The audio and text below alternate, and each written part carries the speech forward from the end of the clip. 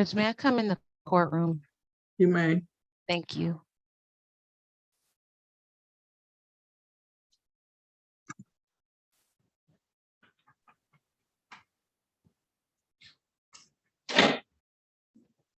Why do I have a different officer? That doesn't look like Officer Crafts. No, Your Honor. It's Officer Washington. Good morning, Your Honor. Good morning.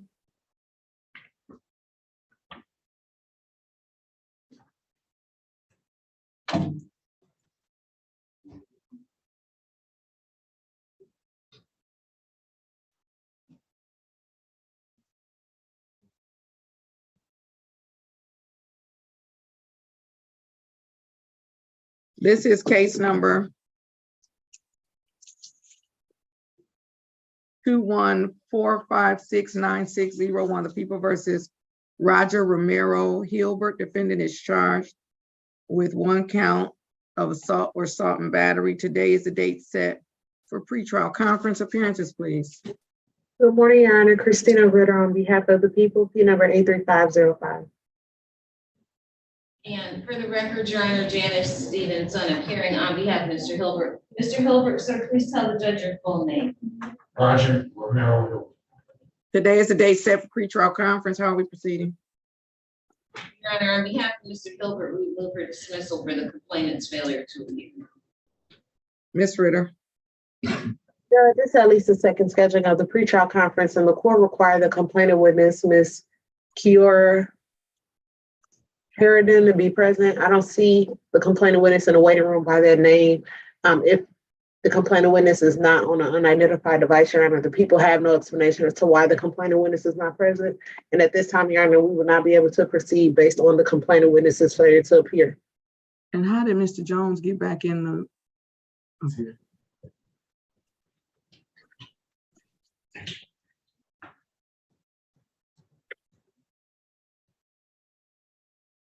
Can the person on the Motorola please unmute and state your name for the court?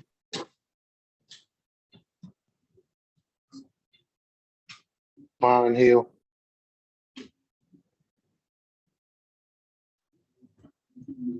Say that again, please.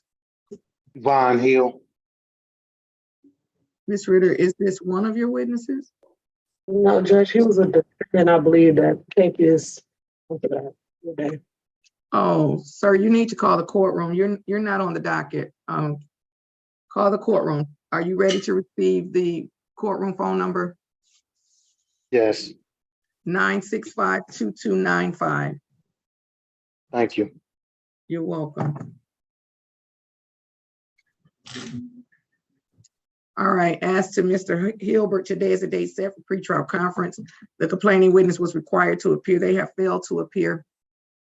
The people have no explanation for the failure. They are unable to proceed at this time. The court is going to grant defense counsel's motion.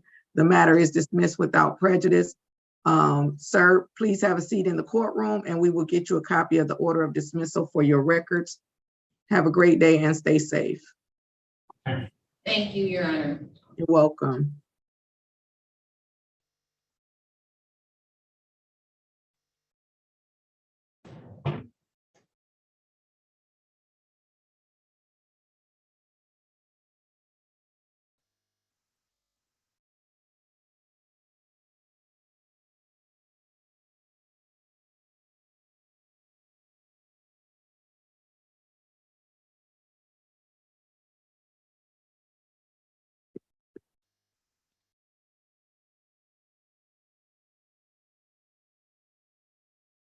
Mr. Jones, how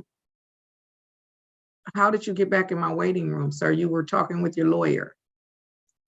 He couldn't hear me, so I had to disconnect and reconnect. All right, I'll send you back to the breakout room. Thank you.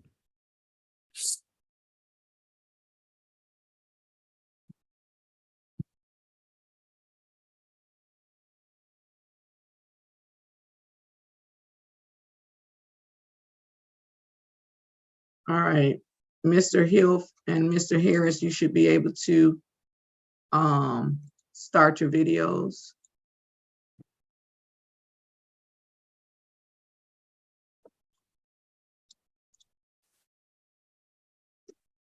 Morning. Okay, hold on, sir, please. All right, this is case number 07-678-7001, and this is the people of the state of Michigan versus Richard Paul Harris. The defendant is charged with, oops.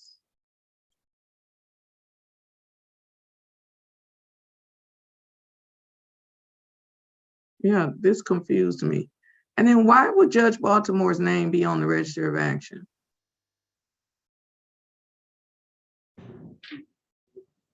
That should never be.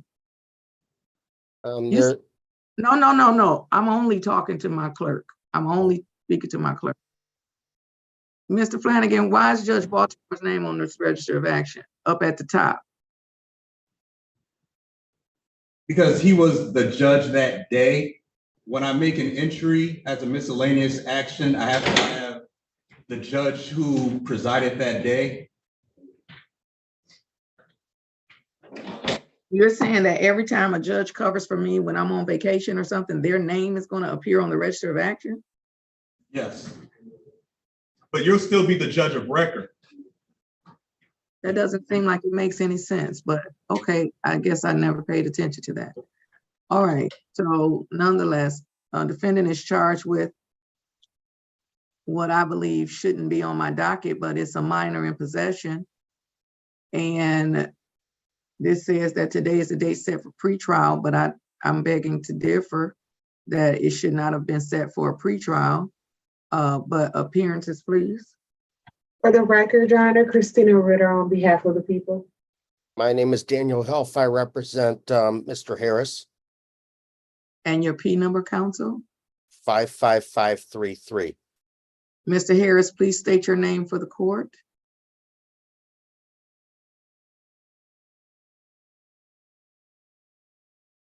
Unmute yourself, sir, and state your name for the court. Richard Paul Harris. Thank you. Today, as I said, is a date that is on the docket for a pretrial conference. However, that's incorrect. So I'm looking at the register of action, and it looks like back in 2007, a warrant was issued, and then it looks like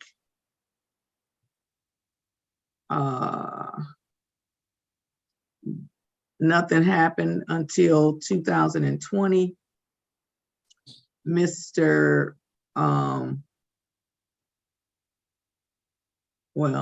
I'm confused by the entry.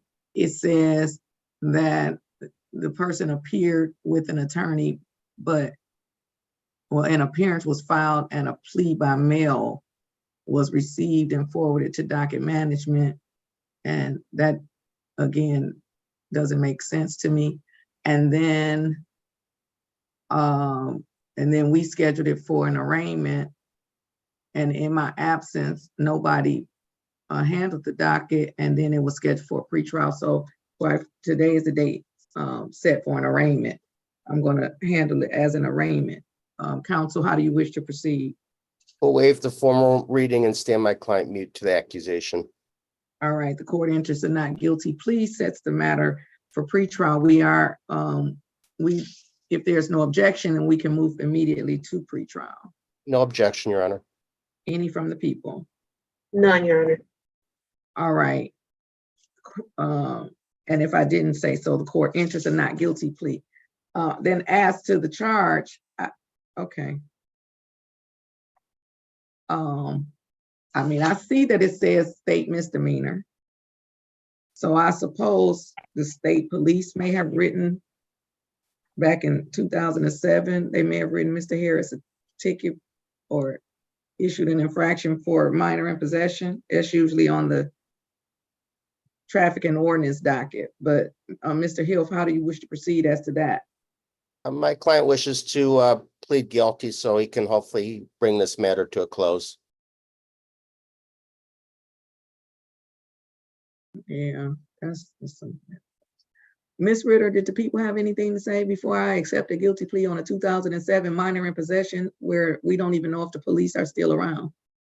Yeah, Your Honor. So, looking at the docket, the people investigated this case as if it was a pretrial moving to trial stage. So the people did try to locate the necessary witnesses. Because of the age of the case, Your Honor, the people are unsuccessful in locating the necessary witnesses that will be needed to proceed to a trial. So at this time, Your Honor, the people will not be able to proceed based on the inability to locate the necessary witnesses in this matter. I have no objection to a dismissal.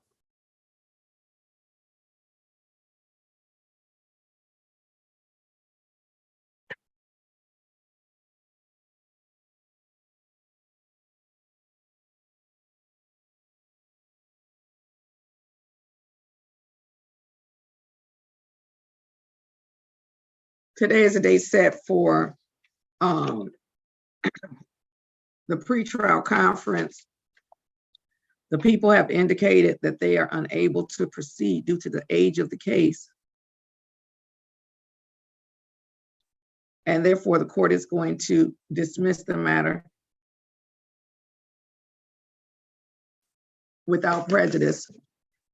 Mr. Hill, if you can submit an order of dismissal to the clerk for my signature, then I'll sign it and email it back to you, and then you can get a copy to Mr. Harris for his records. Mr. Flanagan, can you put your email address in the chat to Mr. Hill? Anything further?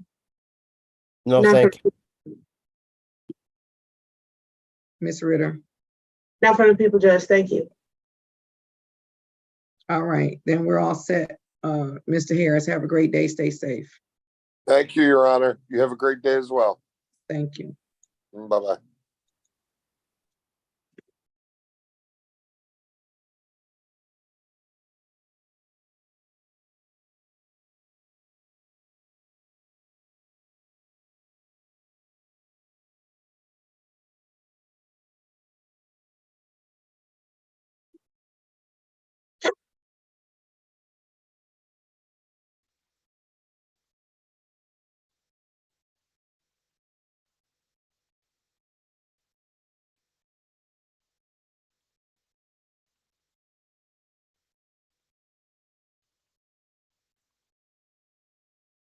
No, Your Honor.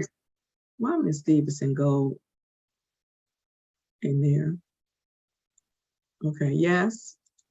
Is it possible if the court can bring Miss Armstrong back in and see if I can speak with her before the case is called? Uh-oh, I keep forgetting. Mhm.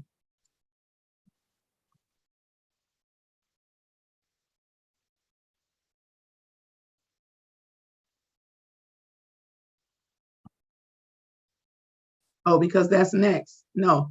Okay, I'll send her, but Mr. Miss Wells is next, and then all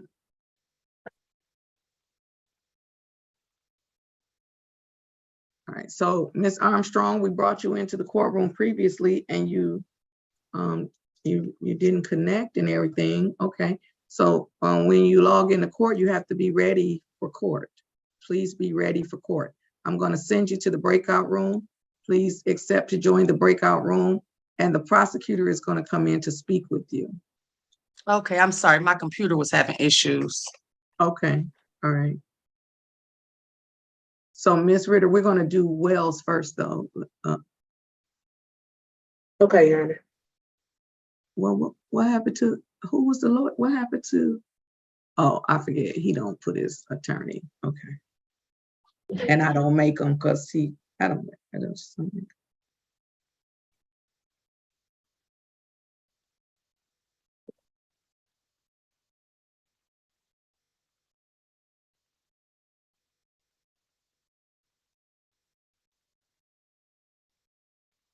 Looks like I should have, okay, there we go. Mr. Dabolsky?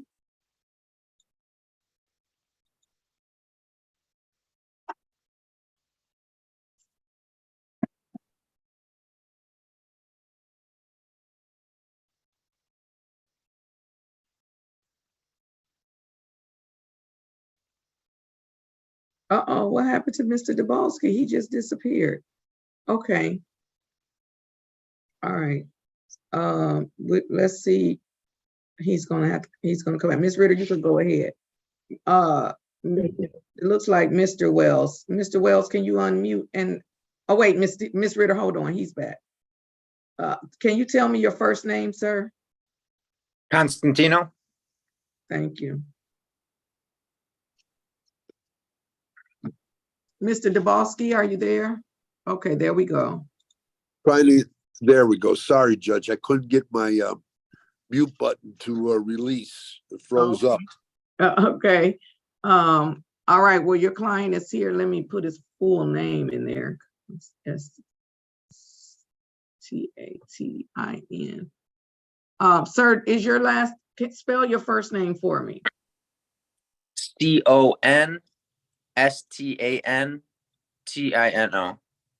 STANTIN. Mr. Flanagan, can you find out if the error on this docket is ours or the prosecutors? Your Honor, It's the people's error? Okay, So- is there an AKA at least on the file? Mr. Dabalski, can you adjust your camera a little bit? Because I'm only seeing your, thank you, there you go. Mr. Flanagan, is there at least an AKA? no AKA listed, Your Honor. Oh, Ms. Ritter, I need you to submit an amended complaint, at least putting the AKA, because this has his name spelled completely wrong. I'll do that, Judge. All right, so this is case number 194414901, the people versus, on the docket, it says Constantine. Yeah, just to clarify, Hold on, no, sir, please hold on, just wait. But the defendant has spelled his name COSTANTINO. Last name Wells, and the defendant is charged with 1 count of operating while intoxicated. Today is the date set for a pretrial conference. Appearances, please. For the record, Your Honor, Christina Ritter on behalf of the people. Good morning, Your Honor. For the record, Tim Dabalski appearing on behalf of the defendant who consents to this matter being broadcast over Zoom. Is that correct? yes, All right, and state your name. Constantino Wells. All right, and then you were trying to make a correction of some sort. Just the name, Your Honor. There is an NCONSTAN. CON. Thank you. Okay.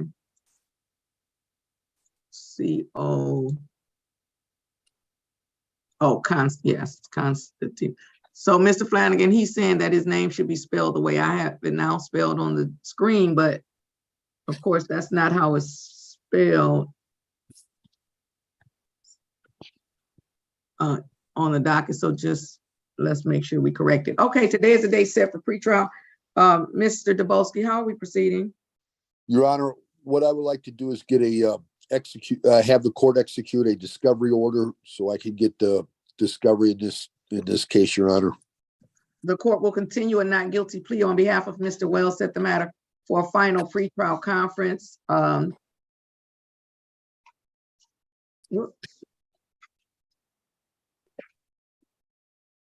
April the 18th, if that's a good day for you, counsel. That's good, Your Honor. 4/18. Yes, court sets a final pretrial conference, April 18th at 9 o'clock. Discovery should be submitted to the defense by March the 18th.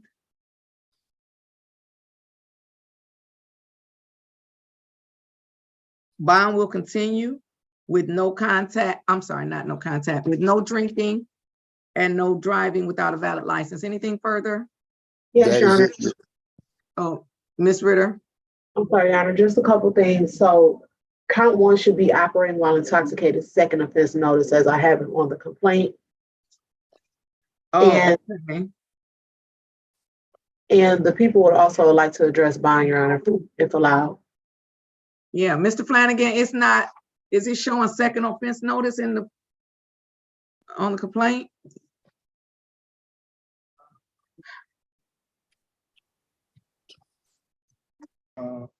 It does say that on the complaint, Your Honor. Okay, so can you, somebody help me? I needed to get it adjusted on the docket. It should say second on the docket. Somebody didn't hit the right button or something. Ms. Ritter asked to bond. Thank you, Your Honor. So, Your Honor, as the people stated, this is a second offense notice. It looks like there was a prior OWI offense back in 2016. So with that being said, Your Honor, I'm going to ask the court to impose a random urinalysis testing at least twice a month if the court is not inclined to at least once a month in this matter. Mr. Dabrowski. Your Honor, this is an old case. I understand the prosecution's request. If the court should honor the request, I ask it be random once a month. All right. With respect to the people's request for random testing, the court is going to grant the request, and I'm going to order random testing once a month due to the age of the case. Normally, I would do twice a month, but due to the age of the case, I'm going to just order once a month. So, Mr. Dabrowski, you or your client needs to call my courtroom when you disconnect and make sure that Mr. Flanagan has the current address and phone number for Mr. Wells so that probation can contact him to set up that urine screening. It is a condition of bond. Therefore, failure to submit to the urine screening will result in the revocation of your bond or a change in your bond, and probably at a minimum of not a GPS tether, alcohol tether. So make sure you get the proper information for the, so that we can refer him for testing, okay? Judge, what would be the best time to contact your clerk? Because I know that you have a docket going on right now. I do, but he's such a great clerk. He'll answer the phone and get that phone number while I'm doing my docket, and he still won't get the information wrong. He's such a great Thank you. I just didn't want to bother the court, Your Honor. Thank you very much. You could call him now. Actually, will. now was a good time because the prosecutor is getting ready to go in the breakout room. I will call right now. Thank you, Your Honor. All right, Mr. Wells, you're all set until April 18th, sir. Have a great day. Stay safe. Thank you. Bye-bye. Bye-bye. Ms. Ritter, you can go. Thank you, Judge. You're welcome.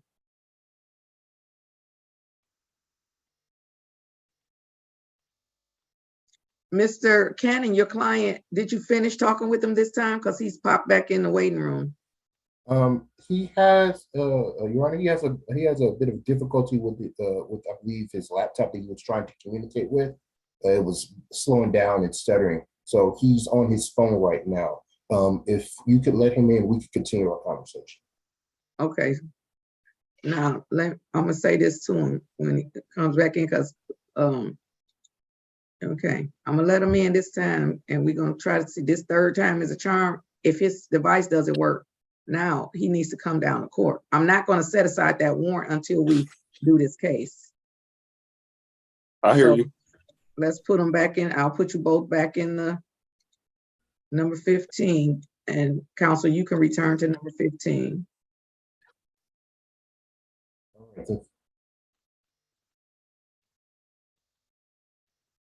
Do you know how you could just click on it to rejoin, or do you need me to move you so it'll pop up?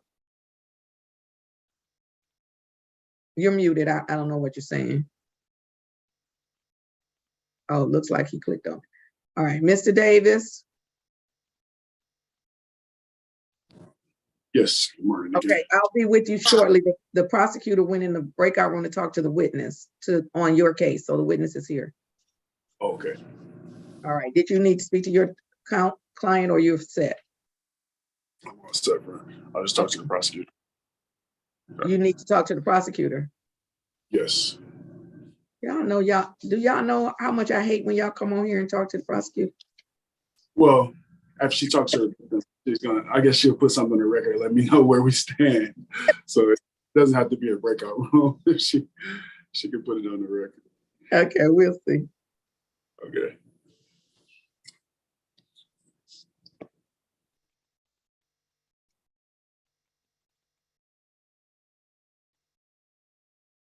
Just I'm gonna see if she go.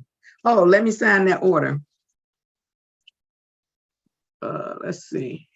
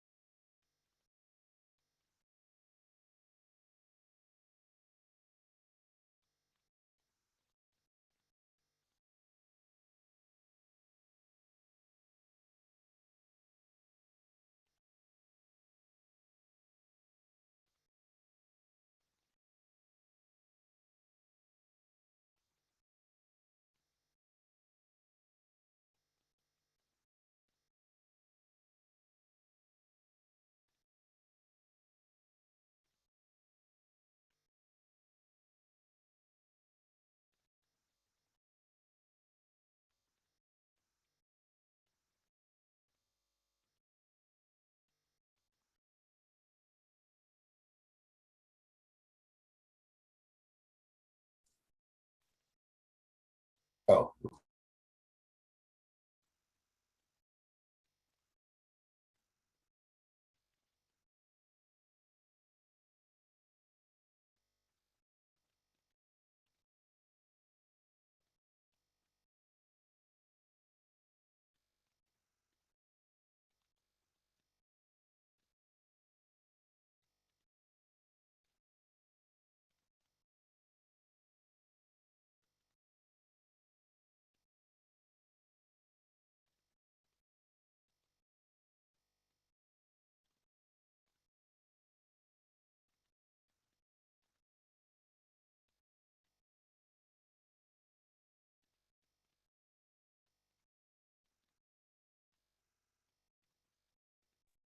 baby.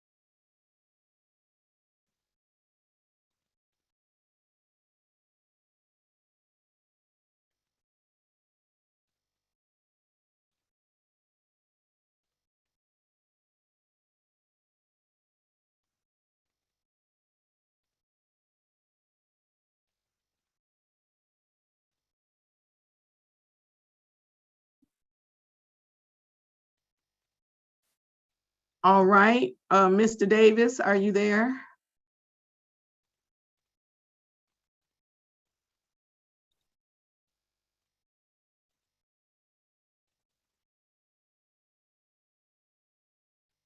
Did you call me, Judge? I did. Okay, sorry, I stepped away for a second. That's okay. All right, let me bring in your client. And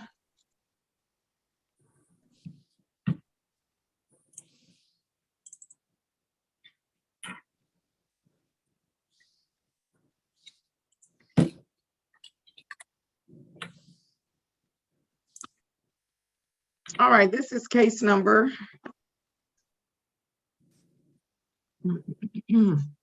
224573501, the people versus Kiana Caprice Bentley. The defendant is charged with 1 count of breaking and entering without owner's permission. Today is the date set for pretrial conference. Appearances, please. For the record, Your Honor, Christina Ritter on behalf of the people. I have the complainant witness present via Zoom this morning. Ms. Hughes, unmute yourself and state your name for the court, please. Sherelle Hughes. Mr. Davis. And good morning, Your Honor. Maurice Davis, P76203. Here with my client, Kiana Bentley. Please, she's present, appearing via Zoom. Ms. Bentley, state your name. Unmute yourself, please. Kiana Bentley, And what is your middle name, Ms. Bentley? Caprice. Today's the date set for pretrial conference. How are we proceeding, Mr. Davis? Is there an offer on this? Judge. Did you send over discovery yet? No, it said at 8:36. I don't know. There may have been paper discovery sent, Judge, but there probably wasn't an offer because it was 8:36. We were seeing that the complainant witness was going to appear. All right, so Mr. Davis, she's gonna submit an offer to you with the discovery, unless you want to go ahead and talk to her now and see if I mean, We can adjourn today's date for now. the court will continue a not guilty plea on behalf of Ms. Bentley. I'll set the matter for a final pretrial conference. Ms. Ritter, are there any videos, do you know, in this particular case, or? So, Judge, there is reference to videos in a police report. So I am going to reach out to my OIC to get those videos and get those over to Mr. Davis if they're still available. Okay, so then the court will set a final pretrial conference for April 18th, if that's a good day for you, Mr. Davis. April 18th is fine. April 18th at 9 o'clock, and then the people will get discovery and an offer to Mr. Davis, if any offers, I shouldn't say and an offer, if there are any offers, to Mr. Davis by March the 18th. Bond will continue with no contact with the complaining witness. With respect to the April 18th date, Ms. Hughes, you are not required to appear. You have appeared today. Now, as the complaining witness, ma'am, you may appear every time, but you're not required to appear on April 18th. And then if you don't appear, you should just check with the prosecutor's office to see if the case is proceeding to trial, what the outcome of the case was that day, and if you are required at any future dates, but you're not required at the April 18th date. Anything further with respect to Ms. Bentley's case? Nothing from the people, Judge.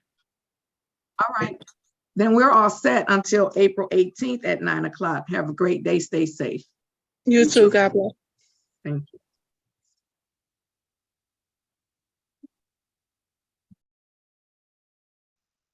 All right, Mr. Cannon, are you ready on Jones?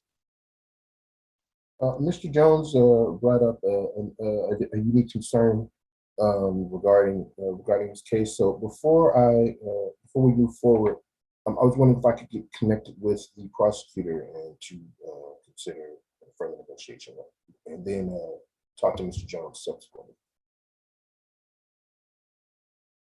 I'm confused. Was it Mr. Jones, Mr. Flanagan? Yes, Your Honor. Oh, never mind. I do remember. I do remember. Sure, I suppose.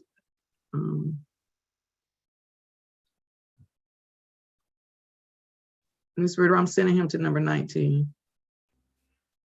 Okay, Judge. Thanks for the accommodation.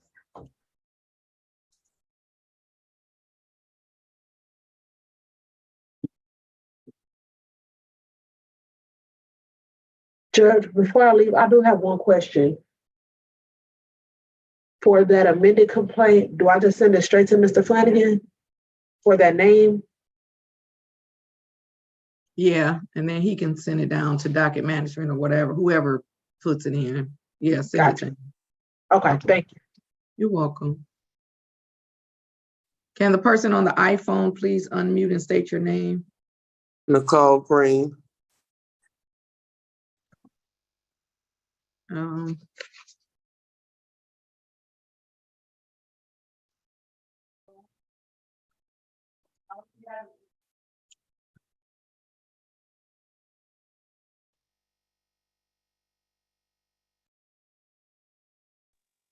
Ms. Green, I'm going to send you to a breakout room, ma'am.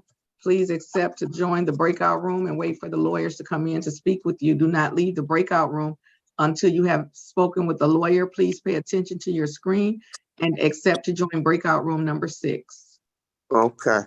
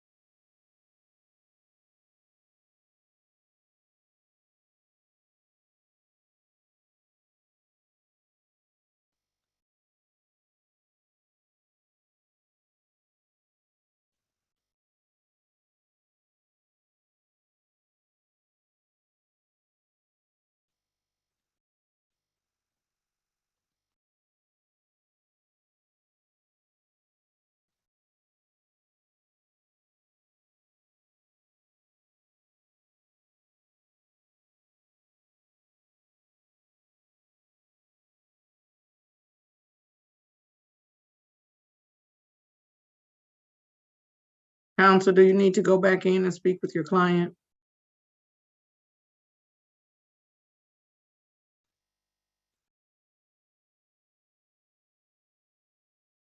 Mr. Cannon, do you need to go back in and speak with your Oh, to my client? client? Yes, yes. Sorry, Jan, I didn't know that you were speaking.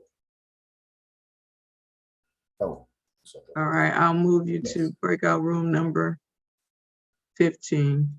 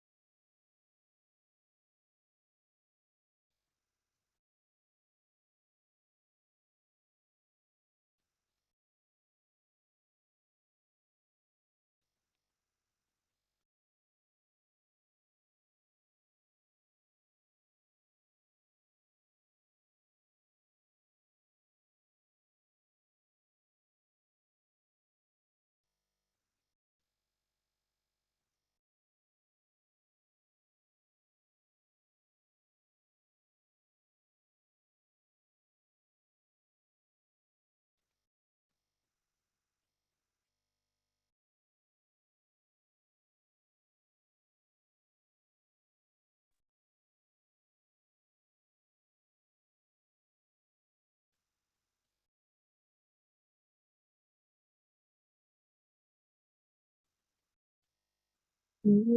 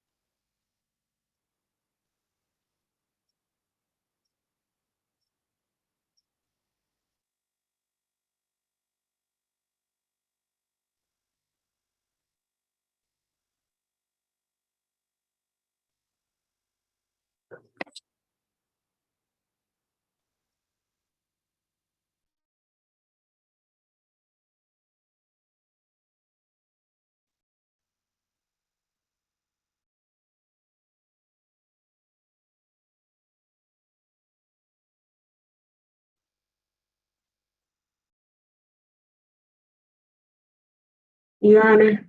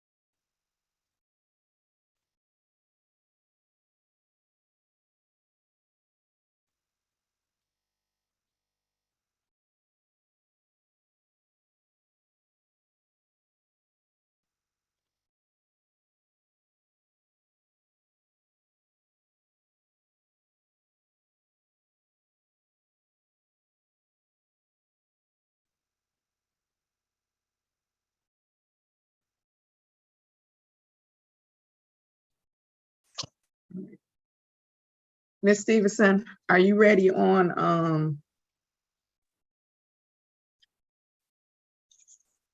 let's see.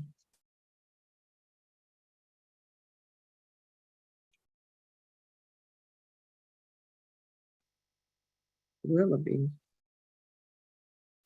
Okay.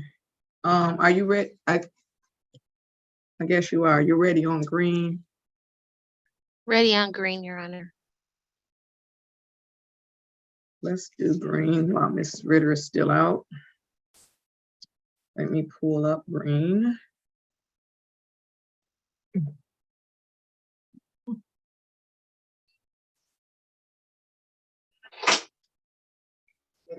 Don't, excuse me, Judge, excuse. Yeah. Okay.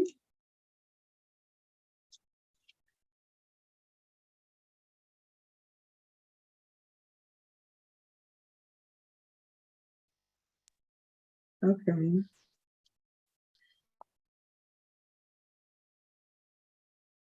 This is case number 194444501, the people versus Nicole Green.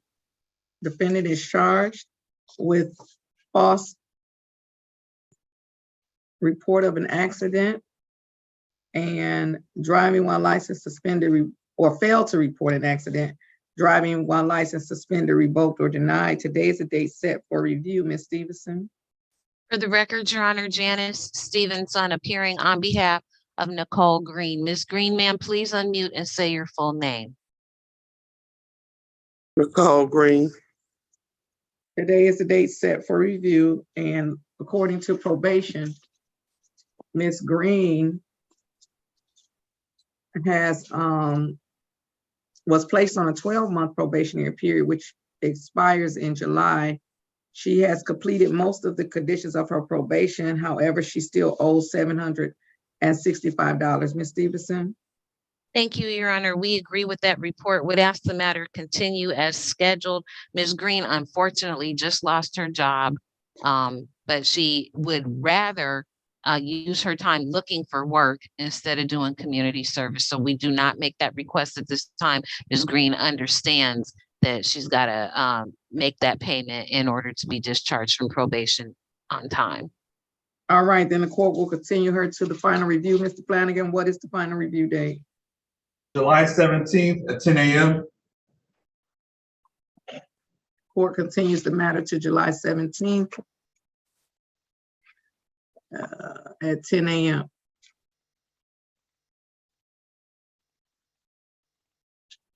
All right, ma'am. Have a great day. Stay safe. Thank you, Your Honor. Yes, Ms. Stevenson. So, Your Honor, also with regard to Ms. Green, so at this point, Your Honor, I think that the matter was continued for today for the court to determine finally any restitution that would be owing. If that's the case, Your Honor, I'm moving that restitution be set at 0 at this point. Restitution is set at 0. Thank you, Your Honor. Anything further? No, thank you, Your Honor. All right, then, ma'am, you're all set. Have a great day. Stay safe. You too. Thank you, Your Honor. You're welcome. Mr. Flanagan,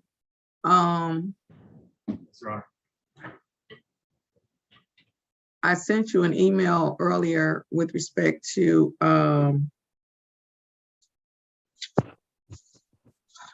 Parnell and Thomas Orr. Did we get anything? Yes, Your Honor. So I spoke with Ms. Bryson with respect to Parnell, and she was going to be emailing you a report. For Thomas Orr, that particular probation officer is no longer with the court, and they were going to work on trying to get a report for her.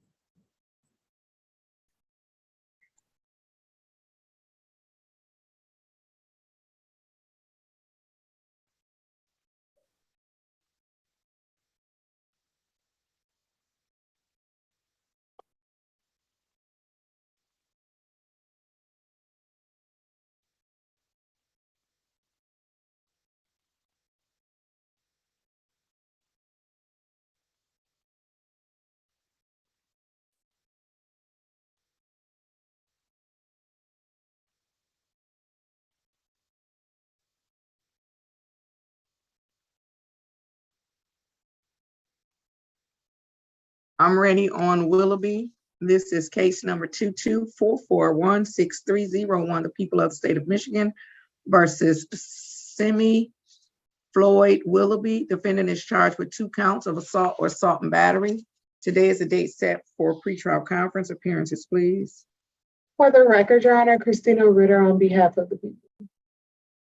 Janice Stevenson appearing on behalf of Simi Willoughby. Mr. Willoughby, sir, please tell the judge your full name. Simi Floyd Willoughby. Today is the date set for pretrial conference. How are we proceeding? On behalf of Mr. Willoughby, Your Honor, we would move for dismissal for the complainant's failure to appear. Ms. Ritter?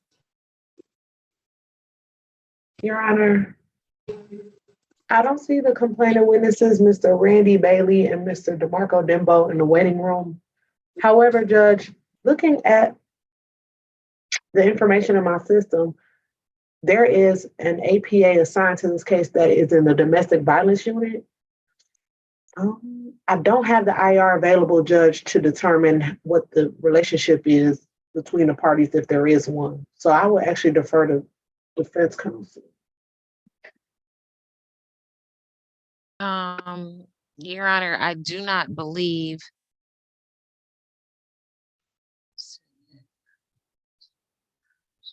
Your Honor, I don't believe the investigator's report indicates any relationship between Mr. Willoughby and either of the complainants.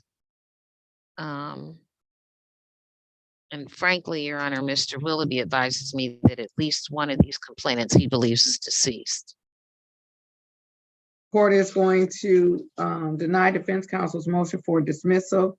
I'm going to adjourn the pretrial conference and give the people an opportunity to locate their witness or to determine if it's in the proper place.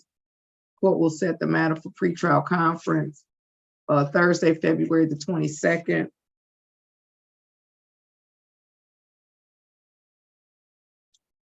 At 8:36, the complaining witnesses are required to appear. Failure of the witnesses to appear will most likely result in the matter being dismissed unless the people have a valid explanation as to why the complaining witnesses could not appear or should not be required to appear. What is the bond on this case? Was set at $100, 10%, Your Honor, which Mr. Willoughby indicates he posted. He's waiting in line for a tether on a separate matter, Your Honor. No objection to bond continuing. Bond will continue. Thank you, Your Honor. All right, we're all set until February 22nd. If you are out of jail, Mr. Willoughby, you need to come on Zoom or appear in person at 36 District Court. Yes, ma'am. I apologize. What did you say? I say yes, ma'am. Okay, have a great day. Stay safe. You too.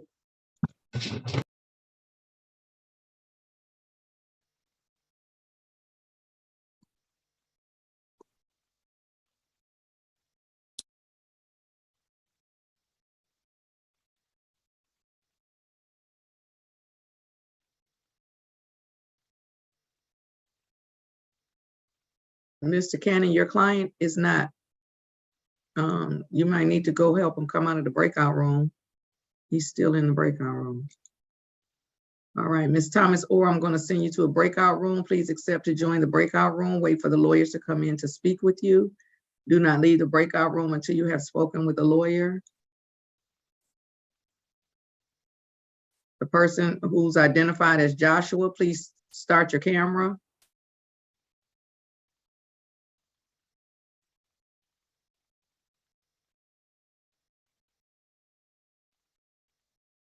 Now, Mr. Joshua, operating Zoom is easy. I don't know who's assisting you, but I'm pretty sure you can do this yourself.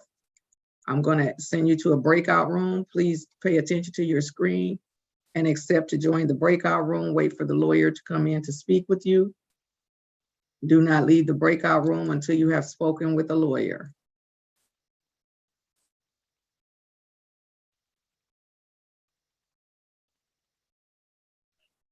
All right, I'm ready on Davis. This is case number 234432401, the people of the state of Michigan versus Naisha Shanae Davis. The defendant is charged with 1 count of breaking and entering without owner's permission. Today is the date set for a pretrial conference. Appearances, please. For the record, Your Honor, Christina Ritter on behalf of the people. Good morning. For the record, Your Honor, Rakidia Hall, P number 82954, on behalf of Ms. Davis. And also for the record, Your Honor, I wanted to know that she also has a case under 9 AM. Case number 234448101. Defendant is charged with brandishing a weapon. And today is the date set for final pretrial conference in that matter. All right. With respect to case number ending in 324, how are we proceeding? Your Honor, we would like to request a dismissal in the absence of the complainant. This is at least the second scheduling of the pretrial. Ms. Ritter? Judge, this is at least the second scheduling of the pretrial conference, and I do not see the complainant witness, Mr. Kevin Stansowski, in the waiting room. The people have no explanation as to why the complainant witness is not present, and at this time, we will not be able to proceed on the matter ending in 324. With respect to the matter ending in 324, the court is going to grant defense counsel's motion. Complaining witness was required to appear. They have failed to appear. The people have no explanation for the failure. They are unable to proceed. How are we proceeding with respect to the case ending in 481, scheduled for final pretrial conference? Your Honor, with respect to the case ending in 481, Ms. Davis has been advised of her rights, and she would like to tender a no contest plea to brandishing, and the basis for the no contest plea being lack of memory due to not being stabilized with medication for schizophrenia and bipolar disorder. She is now stabilized, but she does not remember the specifics of the incident. So we are asking the court to allow Ms. Davis to enter a no contest plea. All right. Before we do that, are you ready to proceed on Weeks?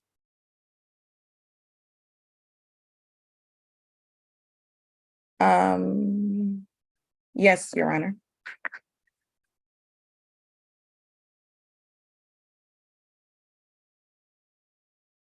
And what about Haley? Yes.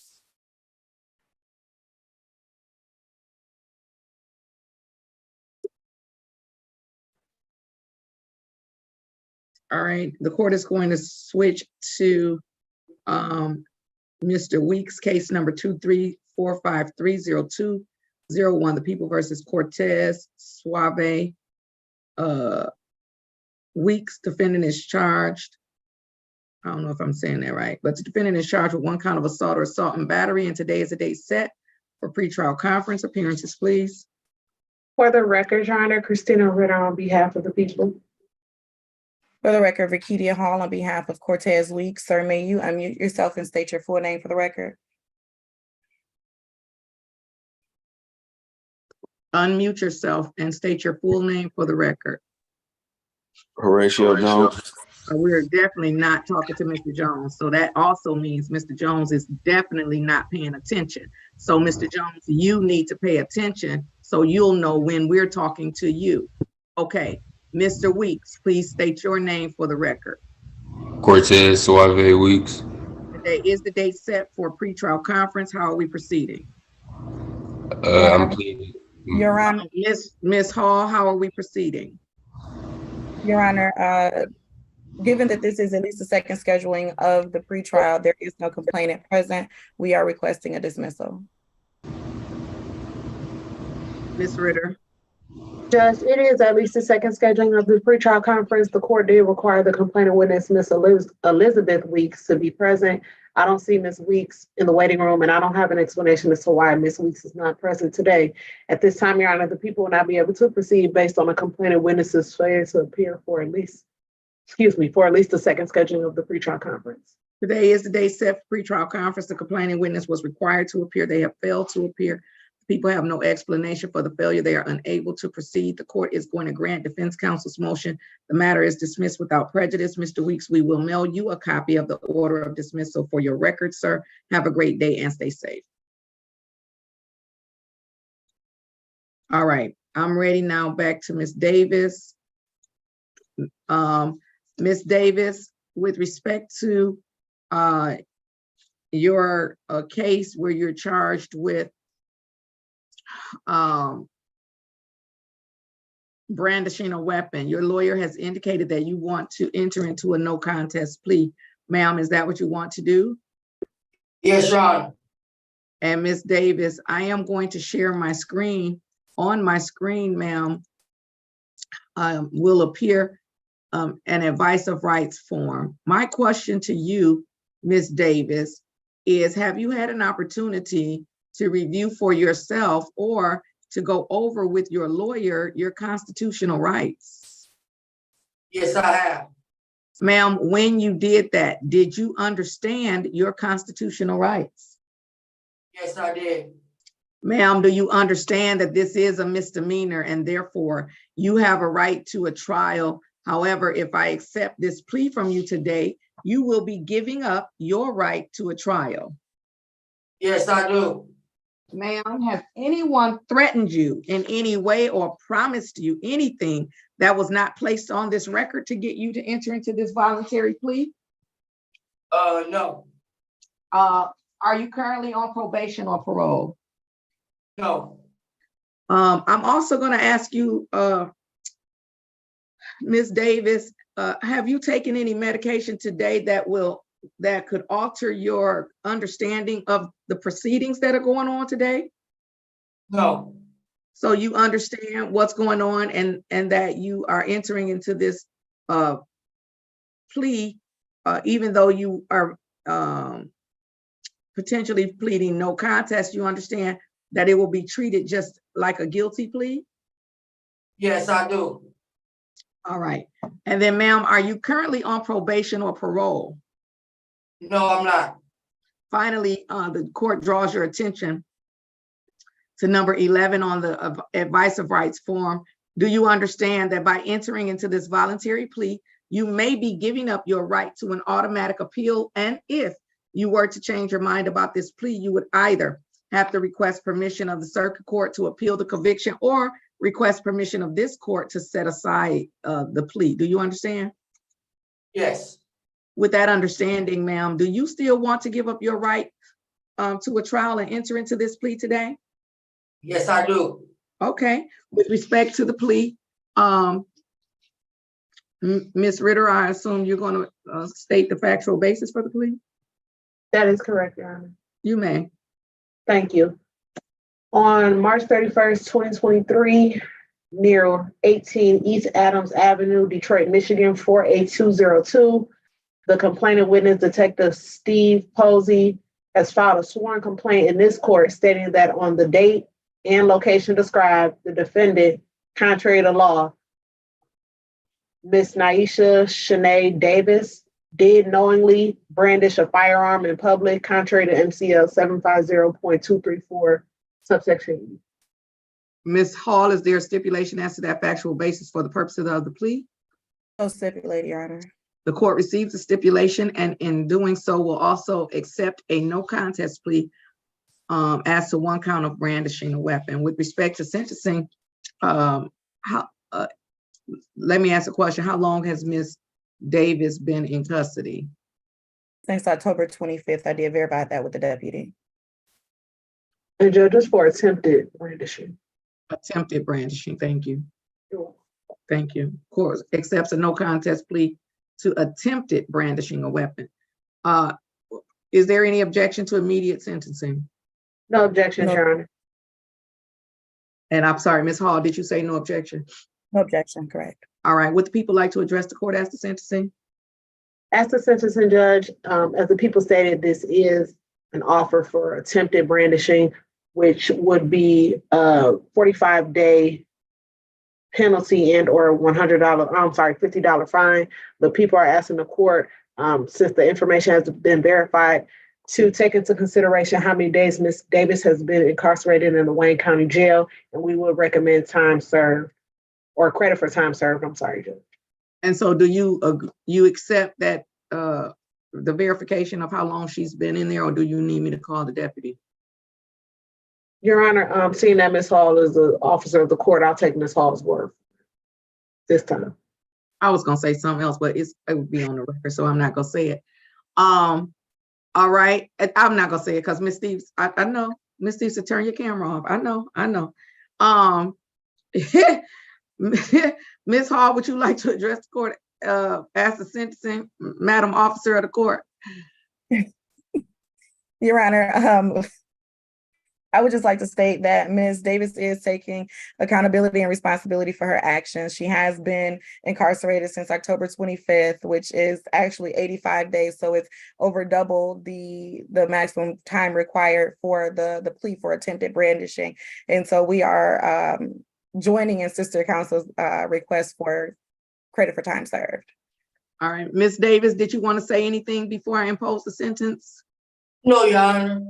Okay, the court is going to sentence Ms. Davis to 45 days in the Wayne County Jail, credit for 45 days served. We will close the matter out. Ms. Davis, I want you to, when you get out of jail, I don't know if this is your only case, but when you get out of jail, I need you to try to make your way to number one, if you don't have any benefits, like I need you to, if you don't have benefits and you're not employed at a job that can get you benefits, I want you to try to apply for state benefits so you can have insurance so you can keep your medicine regimen. So that's what's important. But can I tell you something? Sure, you can. Oh, you don't want her to? I'm sorry. Well, no, actually, I think I know that she's about to tell you. So I was just going to communicate it for her. I was trying to tell you something, Miss Louis. Bryant, go ahead. Ms. Judge Bryant? Bryant. Yes. Yeah, I have a job, but due to my places not having enough low-income housing, I'm forced to stay out without meds and proper shelter to keep me more than a week. And I can't attend my job to go industries, Great Detroit go industry for mental health and disabled children. Okay, well, what we're going to do is we're going to try to send over to Miss Davis, Mr. Flanagan, in her paperwork. Let's try to get her connected to Street Outreach Court, Detroit. I don't know if she has any other matters, but maybe they can definitely assist her in getting housing, suitable housing, and try to get her where she can stay connected so she can stay on her medicine. So we'll put some information in there for you to reach out to Street Outreach Court, Mr. Jayesh Patel, and see if they can help you, okay? Yes, ma'am. All right. Thank you so much, Your Honor. And I did want to note for the record that according to Ms. Davis, so she does have 2 felony matters occurring, and they actually have court dates tomorrow. And according to Ms. Davis, her attorney is working on getting her some housing and connection to getting her state benefits reinstated. Okay, good, good. All right then, ma'am, you're all set. Have a great day. Stay safe. Okay, you too. Thank you. You have a good one. Enjoy your day and have a safe blessing. Okay, thank you. All right, I'm ready on Jones. And then Miss Hall, are you ready? Are you able to do all the ones in the breakout room that belong to you? Oh, Miss Stevenson is right there. Okay. I am ready on Haley, and then I can go back. We'll go into the breakout room to take care of whoever else is in there. Okay, let's see. Can Miss Haley and Mr. Jones, well, let's do Haley. I'm gonna do Haley first. Miss Haley, start your camera.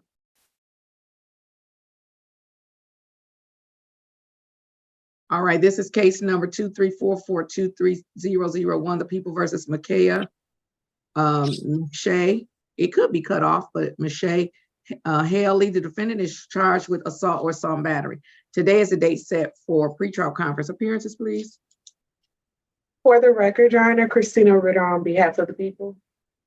And for the record, Rakedia Hall on behalf of Micaiah Haley. Ma'am, may you state your full name for the record? Micaiah Miche Haley.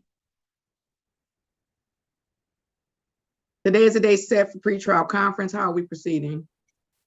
Your Honor, it appears that there is no complainant present. We are requesting a dismissal on this matter due to the absence of the complainant. However, given that this is the first scheduling of the pretrial, we have no objection to an adjourned pretrial requiring the complainant to appear. All right, with respect to Ms. Haley, Ms. Ritter, how do you wish to, any response for the people? Your Honor, it is the first scheduling of this as the pre-trial conference. So I'm asking the court respectfully to adjourn the pre-trial conference and give the complaining witness one more opportunity to appear. Today is a day set for pretrial conference and the complaining witness has failed to appear. However, it is the first scheduling of the pretrial conference. I am going to adjourn the pretrial conference to February the 22nd.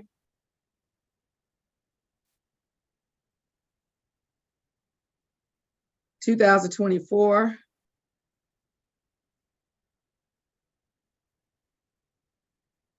At 8:36, the complaining witness is required to appear. Failure of the complaining witness to appear will most likely result in the matter being dismissed unless the people have a valid explanation as to why the complaining witness could not appear or should not be required to appear. Bond will continue with no contact with the complaining witness. Ms. Haley, you're all set until February 22nd so that we can see if the witness appears on that day, okay? Okay, thank you. You're welcome. Have a great day. Stay safe. You too. All right. I know I said I was going to do Jones next, but I'm actually going to do Lumpkin because that's going to be quick, and then I'm ready on Jones. This is case number 194624301, the People versus Marsha Lumpkin. Defendant is charged with one count of child abuse. I'm not sure which degree, and today is the date set for review. Mr. Houston, your appearance, please. Good morning, Your Honor. This is Daryl Houston on behalf of Mrs. Lumpkin. Your P number, counsel? P79536. Ms. Lumpkin, unmute and tell the court your name. Marsha Lumpkin. Thank you. Today is the date set for review. Mr. Houston, I, out of habit, sent Ms. Lumpkin's review. I forwarded Ms. Lumpkin's review to Ms. Stevenson instead of you, out of habit, because I didn't look and see who the lawyer was. However, it is definitely a good report. Ms. Lumpkin was placed on probation by me for 12 months in July. This is her halfway mark. She completed the Choices program, the child parenting program. She paid her balance in full. And according to probation, she doesn't have any additional conditions to complete unless I deem some appropriate. How do you want to proceed, Mr. Houston? Your Honor, I believe under the agreement, upon successful completion of probation, this was taken under delayed statute. So we would ask that Mrs. Lumpkin be discharged from probation and the case be dismissed from record. All right. Mr. Flanagan, can you confirm that it was a delayed sentence? Probation didn't put that in their review. Ms. Lumpkin, you hurried up and did this stuff. You didn't want to have to come back and deal with me. What are you saying? I thought I was such a nice, pleasant, and everybody wanted to come back. Don't worry, you don't have to answer that. Mr. Flanagan, can you confirm that it was a delayed sentence? Yes, Your Honor, it was a delayed sentence. All right, Ms. Lumpkin, you did a great job. You did a great job. And the reward for that great job from the legislature is that you are eligible for early discharge. And therefore, I am going to grant your lawyer's request, discharge you early from probation with improvement, and I will honor the delayed sentence. So I will also dismiss the case with prejudice pursuant to MCLA 771.1. Close the matter out. You are no longer convicted of this offense. And Mr. Houston, if you could present the order of dismissal to the clerk, and then I'll have probation submit the probation discharge. We will be all set. Do you need Mr. Flanagan's email address, Mr. Houston? I do, Your Honor. Mr. Flanagan, can you give your email address to Mr. Houston in the chat? Yes, ma'am. All right. And then Ms. Lumpkin, we will mail you a copy of the discharge from probation. And then once I sign the order of dismissal, perhaps we'll also mail you a copy of that with your paperwork, since we have to mail both of them. And then Mr. Houston will give you a copy of that dismissal for your records. Anything further? Okay, thank you. No, that's it, Your Honor. All right. All right, everyone have a great day. Congratulations again, Ms. Lumpkin. You did a great job. Stay safe and Happy New Year. Thank you. Appreciate you. Thank you, Your Honor. You're welcome. Good to see you, Mr. Houston. Bye-bye. All right, Ms. Ritter, I'm ready. Ms. Ritter, did you know Mr. Houston used to be a prosecutor? I did not, Judge. He did. All right. Look, y'all all go on the other side. Miss Ritter, it's your turn. No, I'm not. I'm just playing. She look at her shaking her head, Mr. Houston. She like, have a great day. Stay safe. Thank you. You're welcome. Okay. This is case number 204452101. And this is the people of the state of Michigan versus Horatio Capone Jones. Defendant is charged with driving while license suspended, revoked, or denied second offense notice, and reckless driving. Yesterday was the date set for final pretrial conference. Yesterday, Mr. Jones failed to appear. The court issued a capias, revoked his bond, set bond in the amount of $5,000, 10% plus a GPS tether. Appearances, please. For the record, Your Honor, Christina Ritter on behalf of the people. Attorney Jamonte Cannon, P82992, on behalf of Mr. Horatio Jones. Mr. Jones, unmute and state your name. Horatio Jones. All right.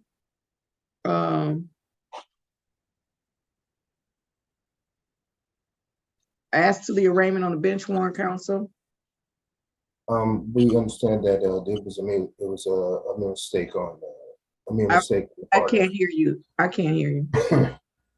We certainly, it was merely a mistake on Mr. Jones's part. He believed it was 18 rather than 17. We simply asked to remove the capias so that we can proceed with the plea offer as offered by Ms. Ritter. All right. The court will recall the warrant, set aside the capias, enter a not guilty plea as to the arraignment on the bench warrant. The court will proceed again immediately to final pretrial conference. As to the final pretrial conference, how do we wish to proceed? Mr. Jones is willing to accept the plea offer for this page. For careless driving and driving with license suspended first offense. Ms. Ritter, is that the people's offer?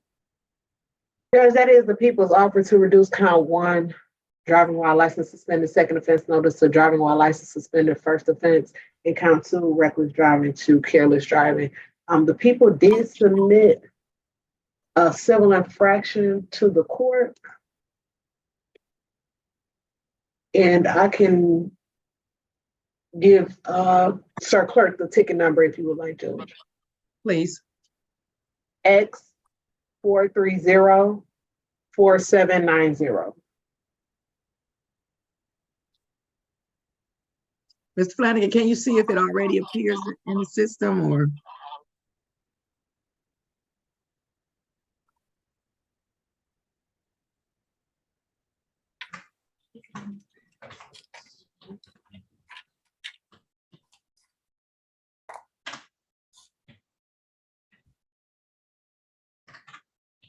It's not appearing in the system, but I have the ticket in the file.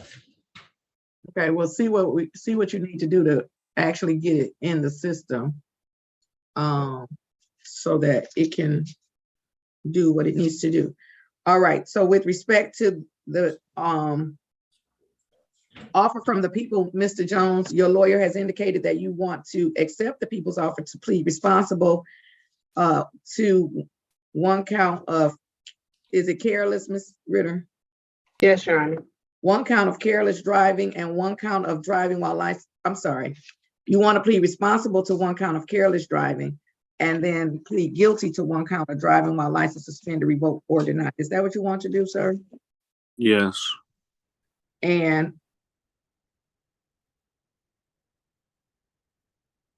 Mr. Jones, I'm going to share my screen. On my screen will appear an advice of rights form. My question to you is, have you had an opportunity to review for yourself or to go over with your lawyer your constitutional rights? I think we talked about it when we were just in the break room. You think? Yes, we're fine. I'm sorry? I'm reading it. No, I'm not asking you to read it. I'm asking you, have you had an opportunity previously to go over the constitutional rights or with your lawyer or by yourself? And it's okay if the answer is no, but I'm asking you, have you had an opportunity to review the constitutional rights? I've reviewed them in the past, but for previous tickets before, but not necessarily on this case. And when you reviewed them in the past, did you understand your constitutional rights? Yes. Do you understand that this is a misdemeanor? Well, you have a misdemeanor and a civil infraction, but as to the misdemeanor, do you understand that it is a misdemeanor and therefore you have a right to a trial? However, if I accept the plea from you today, you will be giving up your right to a trial. Do you understand that? Yes. Sir, has anyone threatened you in any way or promised you anything that was not placed on the record today to get you to enter into this plea? No. Drawing your attention to number 8. Are you currently on probation or parole on another case? No. No. All right. And then drawing your attention to number 11. Do you understand that if I accept this voluntary plea from you today, you may be giving up your right to an automatic appeal? And if you were to change your mind about the plea, I'm talking about the plea on the misdemeanor. If you were to change your mind about the plea, you would either have to ask this court to set aside the plea or ask the circuit court for permission to appeal. Do you understand? Yes. With that understanding, do you still want to enter into the plea? Yes. With respect to the civil infraction, do you understand that the civil infraction is being offered as a in exchange for your responsible plea to dismiss a misdemeanor? You understand that? Can you say that one more time for me? Do you understand that the civil infraction of careless driving, your pleading responsible on the civil infraction, is in exchange for dismissal of the misdemeanor, which is reckless driving? You understand? Yes. Okay. Yes. Raise your right hand for me, please. Do you swear or affirm that the testimony you're about to give will be the truth, the whole truth, and nothing but the truth, so help you God? Yes. All right. With respect to the civil infraction, Ms. Ritter, can you read the factual basis for that in the record? Yes, Your Honor. On July 31st, 2017, near southbound Central between Tireman and Warren in the city of Detroit, the complainant, Trooper Adam Henderson, did file a sworn complaint in this court stating that on that day and time, on that date and that location stated above, the defendant Horatio Jones, contrary to law, did operate a motor vehicle in a careless driving manner. Mr. Jones, do you accept responsibility for that ticket? Yes. All right. With respect to the misdemeanor, who's going to voir dire Mr. Jones with respect to that factual basis? Mr. Cannon or Ms. Ritter? If it's okay with the court judge, I can do it if it's okay with Mr. Cannon. All right, Ms. Ritter. Thank you. Mr. Jones, on that date and location previously stated, were you in the city of Detroit operating a motor vehicle? Yes. And at some point operating a motor vehicle, were you pulled over by the Michigan State Police? Yes. And when you were pulled over by Michigan State Police, did you produce a valid driver's license at that time? No. Judge, people are satisfied.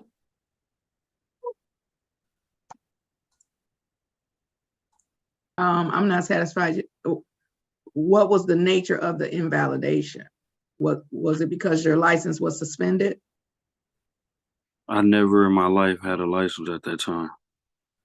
Oh, okay. Suspended, revoked, or denied. Okay, I'm satisfied. Is defense satisfied? Yes. All right, the court is satisfied. I'll accept a responsible plea to the civil infraction of careless driving and a guilty plea to the misdemeanor driving my license suspended, revoked, denied. Is there any objection to immediate sentencing? No objection, Judge. No, Your Honor. With respect to sentencing, anything on behalf of the people? Well, anything additional on behalf of the people, because I do need you to tell me if you know the maximum penalty for the civil infraction And then the driving while license suspended, I believe the maximum penalty, or I'm sorry, not maximum. I believe the mandatory minimum penalty was $200. So do you, at least on the civil infraction, can you verify the penalty? Judge, so with respect to the careless driving, looking at the Secretary of State Traffic Index, I don't see a penalty as far as a dollar amount. Mr. Flanagan, if you put in the code for careless driving, does a dollar amount pop up?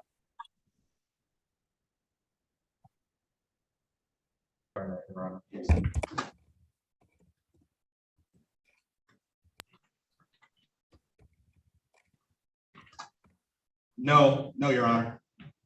Okay. All right, then anything from the people with respect to sentencing?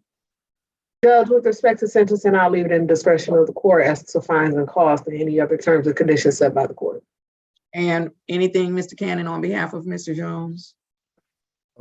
Again, as of we are only seeking to proceed forward. We also don't have a strict amount as to the amount for the driving. So we leave it under your discretion.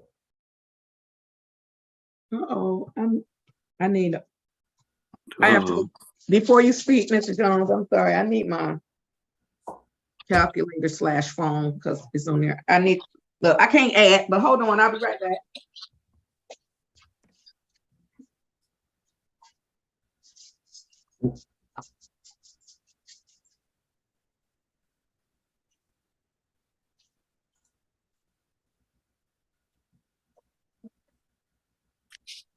Okay.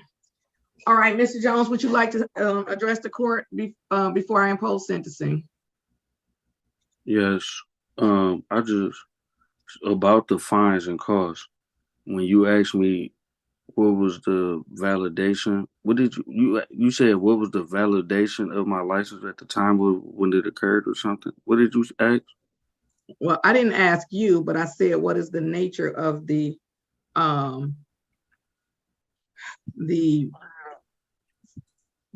suspension, or the nature of the, I'm sorry, the nature of the non-valid license? I was asking the prosecutor, but Okay. the nature of the non-valid license, and then you said you never had a license.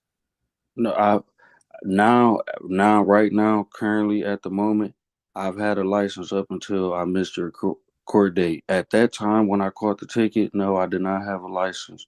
But from the time I caught that ticket until now, I've had to pay. Like, it took me a couple years to attain my license. You know what I mean? Yeah. So with that being said, like, I just want to ask you, like, could you just make it affordable for me? Because since all of this, my car insurance went up into the thousands. Like, the ticket just, man, I wish I had handled this before I got my license. Me too. I wish you had not been driving until you got a license. Right, it was 8 years. I was 21, you know? Yeah, I know. When I was 21, you want to know what I was doing? You don't. Okay. Just because you was 21, that's not the reason. But I get it. You know, we do stuff, silly stuff that we don't, you know, sometimes we don't think about stuff. But I get it. So I don't know if it's going to be affordable for you, Mr. Jones, because I can't determine your level of, I don't know what your finances are because I didn't do it. You said the other ticket was already 200 natural already, right? Yeah, but hold on, because you just gotta wait and let me say what I'm saying, okay? So with respect to, let's go to the civil infraction. With respect to the civil infraction, the court is going to impose $150 fines and costs. And then with respect to the driving while license suspended, revoked, denied, the court is going to impose $200 fine, $185 mandatory costs. So the total fines, costs, and fees on both tickets is $350. Hold on, I told y'all I can't add. $350 plus $185. It's $535. And the court will give you 30 days to pay that amount unless you are asking me for some additional time other than 30 days. No, that isn't the reinstatement included, is it? No, no, you still have to pay $45 reinstatement fees to the Secretary of State. All right. Yeah, All right, so the court, I'm sorry, Mr. Cannon. Your Honor, yeah, given his financial situation, we do ask if we could add another 30 days to that to give him a bit more time to collect his money. He said he had the money. But okay. I'd rather give more time than less time because I'm usually not inclined to give more time after that. Okay. So today is January the 18th. Let's go with March the 18th. So you can pay by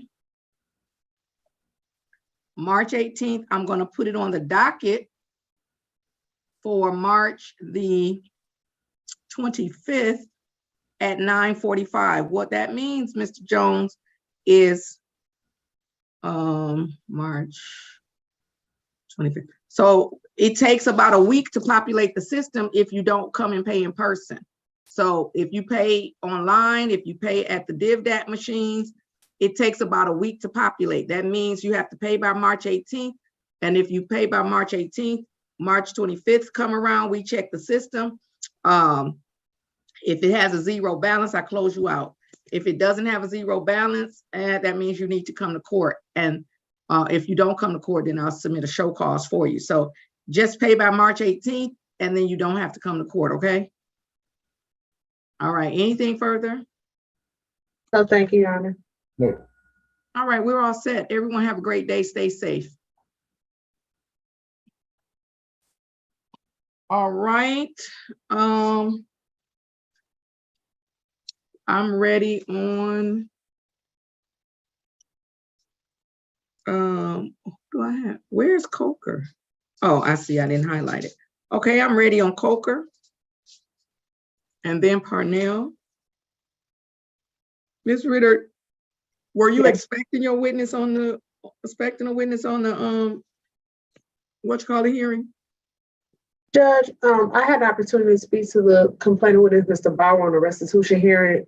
I don't think that he intended to come to court for the restitution hearing. He submitted the documents and I gave it to Mr. Basant, unless the court wants me to call him in case there's additional questions, but it's pretty straightforward. Well, what if Mr. Basant don't agree with what you submitted? Then I can call the complainant witness, judge, and have him appear at 12 noon if that's okay.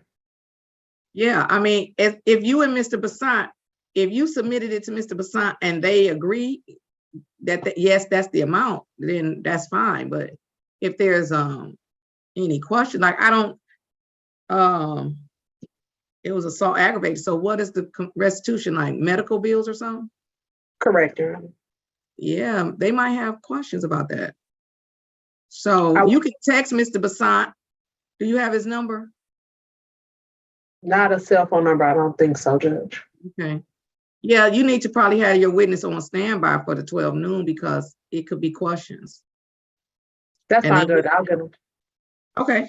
All right. I'm ready on Coker. This is case number 224489401. The people of the state of Michigan versus Kaylin Denise Coker. Defendant is charged with assault or assault and battery. Today is the date set for final pretrial conference appearances, please. For the record, Your Honor, Christina Ritter on behalf of the people. Janice Stevenson appearing on behalf of Ms. Kaylin Coker. Ms. Coker, ma'am, please unmute and say your full name. Kaylin Coker. Your full. Kaylin Denise Coker. Today is the date set for final pretrial conference. How are we proceeding? On behalf of Ms. Coker, Your Honor, we continue the plea of not guilty. Your Honor, we are asking that this matter be scheduled for waiver trial. When is Ms. Coker on the court's docket for trial? Oh, I see. February 12th.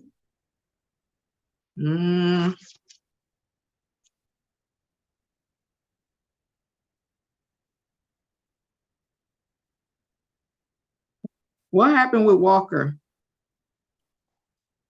Walker was scheduled for a final pretrial conference yesterday. What do we do with Walker? Let's see. Ms. Walker's still on the trial docket, the jury trial docket for February 12th. Okay.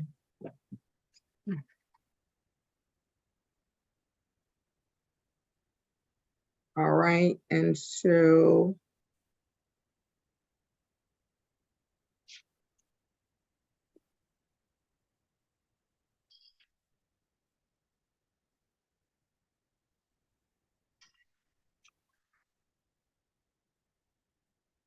And Your Honor, just to be perfectly clear, Ms. Walker has another final pretrial on February 2nd.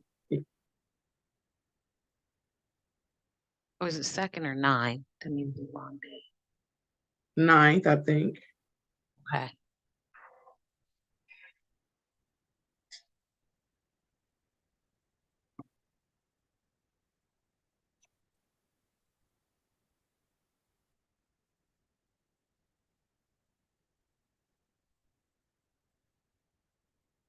Ms. Ritter, your witness is for Ms. Coker's trial. Um,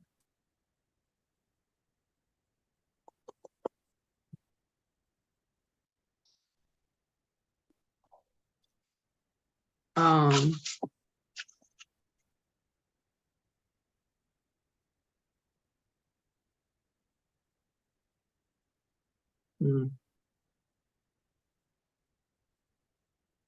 Never, can we look at February 20th and tell me what my docket? Oh no, I have a bench trial on February 20th. Who is that?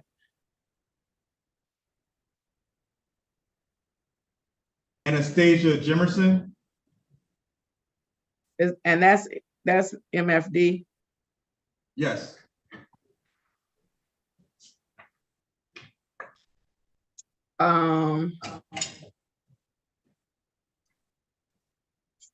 Okay.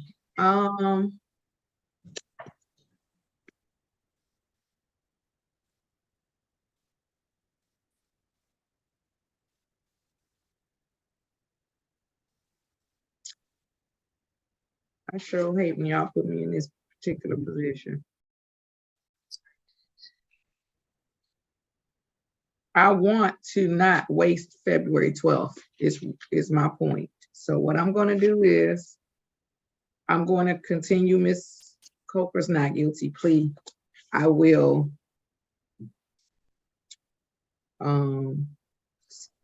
continue the matter to trial.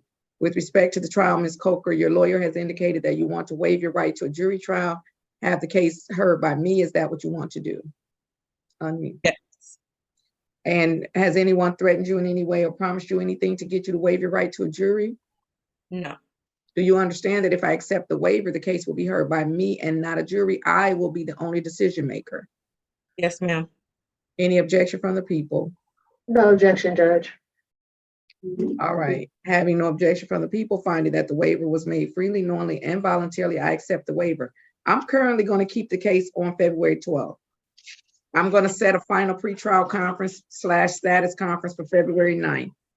Depending on what happens with Walker, then we'll decide if we need to move the case from February the 12th. So Ms. Ritter, you need to let your witness know that they should be available February the 12th and February the 14th or 16th.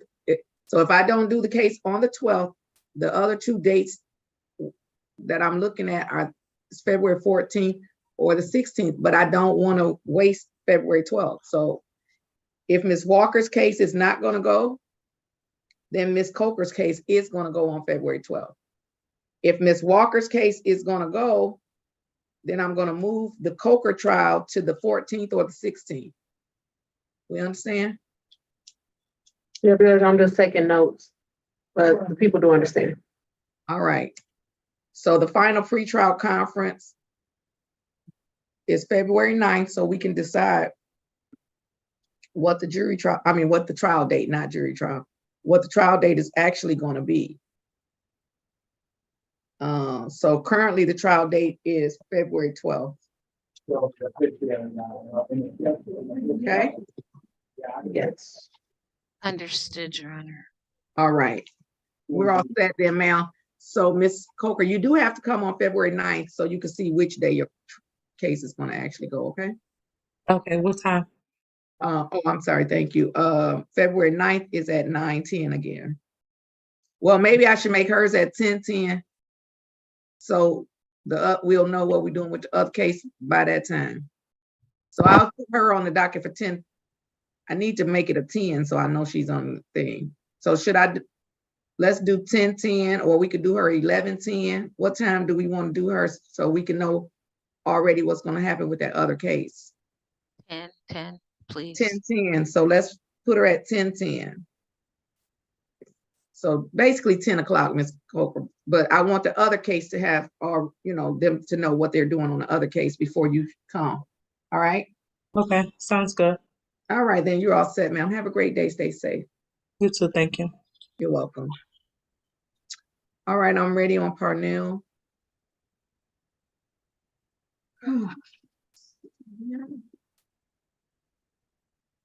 And let me see if I ever got anything on.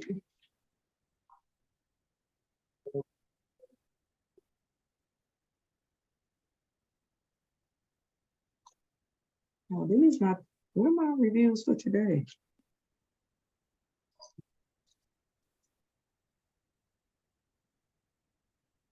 Oh, I lost them. Oh, here they are. No. Okay.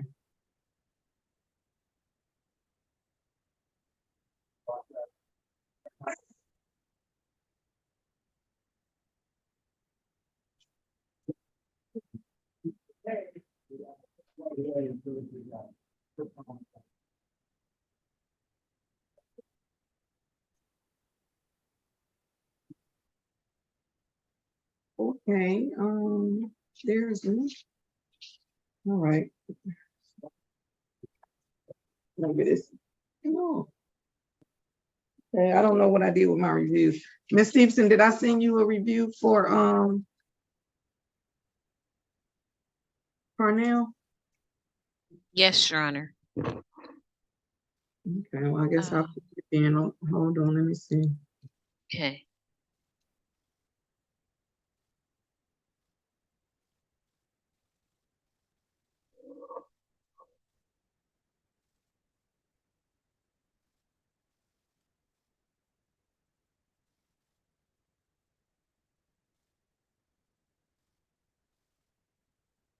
Oh, that's the one I got today. So I didn't, oh, I see.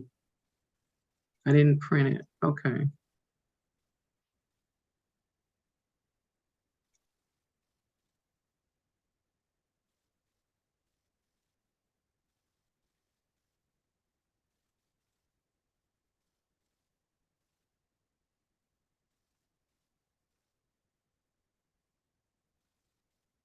All right.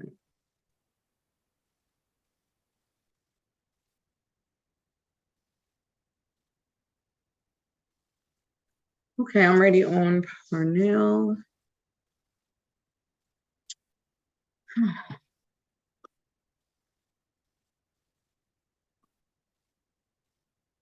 This is case number 204530301, the People versus Joshua Edward Parnell. Defendant is charged with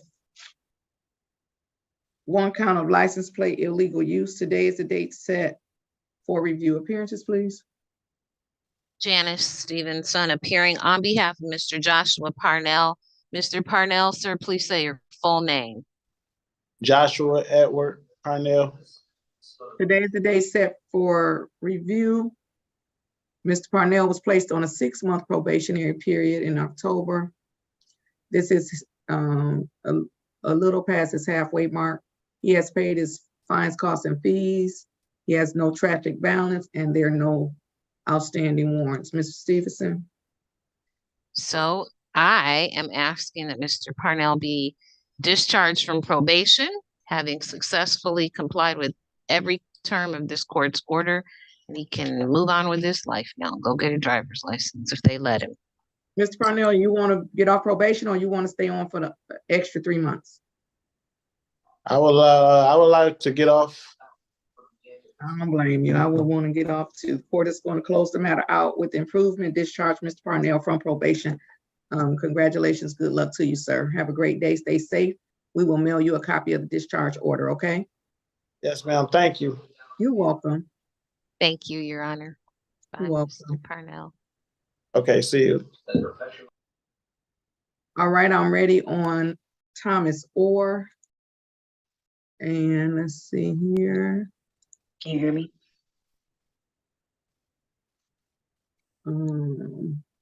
Ms. Stevenson, I just got, ma'am, can you mute yourself, please? Ms. Stevenson, I'm gonna send this to you because I just got, okay. All right.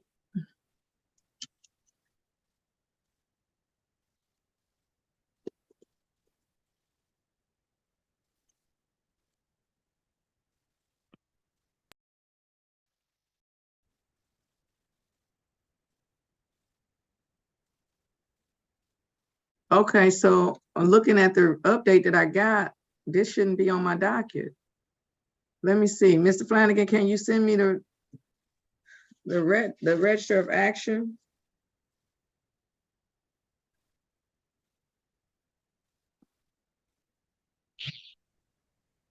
Yes, Your Honor. All right, this is case number 115716101, the People versus Janine Thomas Orr. Defendant is charged with operating while intoxicated, and today is the day set for review. Ms. Stevenson?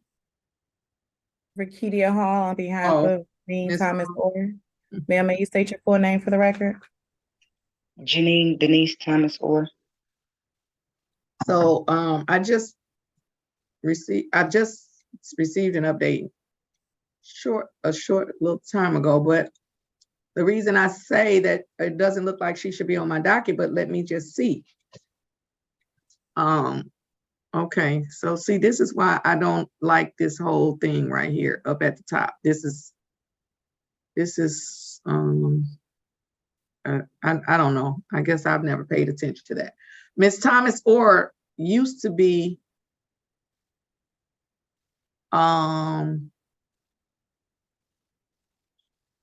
in one of the specialty courts. So let me see.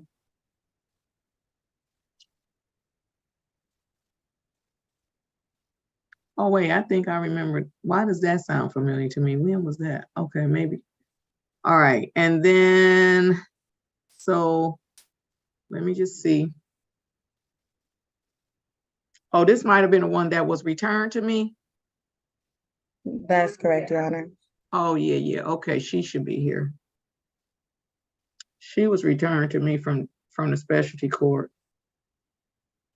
Oh, yeah. Okay, I'm going to adjourn the case. We're going to come in person.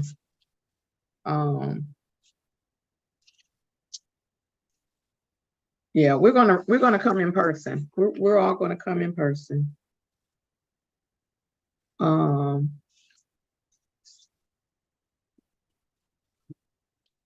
Yeah.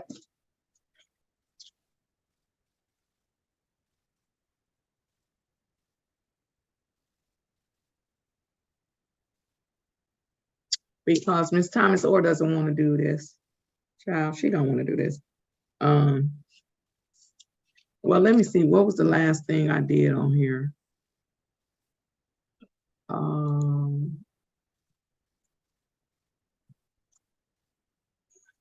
Your Honor, I'm not sure if you recall that Thomas Orr was sentenced to 45 days in Wayne County Jail, I believe by this court. And today was the date to get her resentenced and back on track for. Did she do the 45 days? I believe that she did about 10 days and then. That doesn't comply with the court's order. That doesn't comply with the court's order. You know, I try to tell my people, when the jail try to set you free, tell them don't. If I said 45 days, that's what I meant. That's what I meant. If I said 45 days, I didn't mean 10. I meant 45. So unless the jail is going to tell me and why they let her out in 10 days instead of 45 days, she going back for 35 more days. She couldn't have possibly earned good time credit in 10 days. Your Honor, it's my understanding that you actually allowed her to be released early. Oh, I did. Oh. Prove it to me. What'd I do? I brought her back in and said she could go. That's my understanding. Let me see. Mr. Flanagan, I don't have my, because you see me fussing at the jail. She was getting ready to go back for 35 days. Hold on. Let me see. Let me see if I should be fussing at myself. Hold on. You should be fussing at us for arguing so strong for Ms. Thomas or. Hey, no, I'm never gonna fuss at you all for doing that. So I said, okay, I was gonna set the 45 days. All right. And then I said no credit for prior time served. No, I said no early release, no work release. I said that. Okay, then you all not being honest. See how y'all, I mean, I shouldn't say that. You going by what you thought, but hold on. Okay, so on October, no, that doesn't make sense right there. October 3rd. Oh, yeah. October 3rd, she came before me. I gave her the 35 days. Then I said all of that stuff I said. And then she came back. Oh, October 13th. Oh, yeah, I probably did it. I did it. All right. So October 13th, she came back to me on review. And then let's see what I did. Okay, then I held it in abeyance, but can y'all go in there and correct that? I'm such a stickler for stuff, but right under October 13th, when it's supposed to say held in abeyance, just correct that sentence. Take out the A. And then, okay, so I held it in abeyance the 35 days. I reinstated her probation. And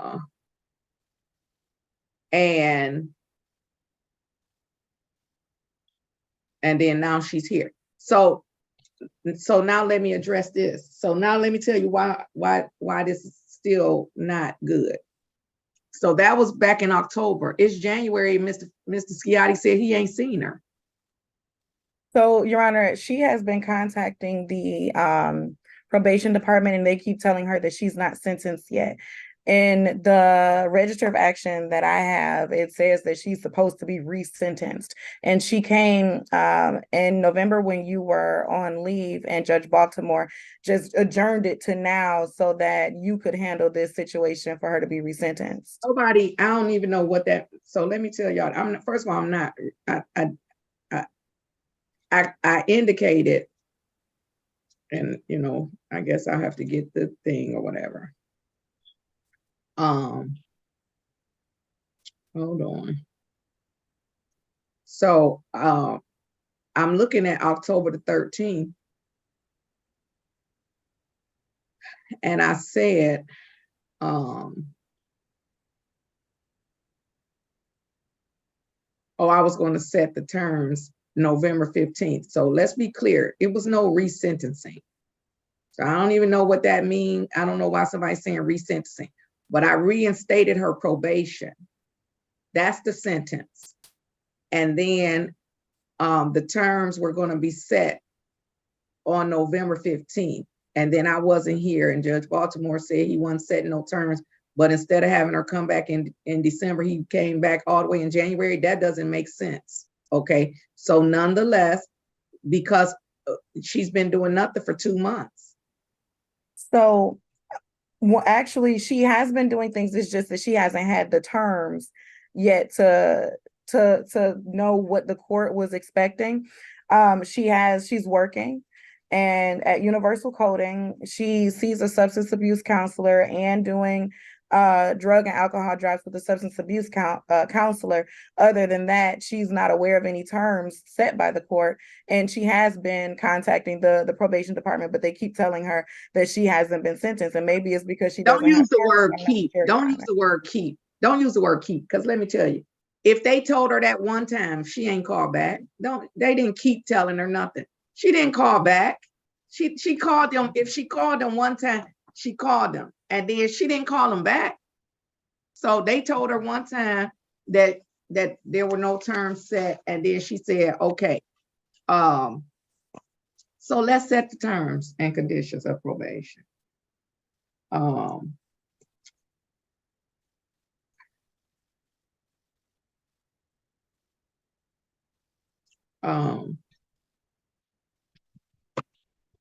Let me pull up.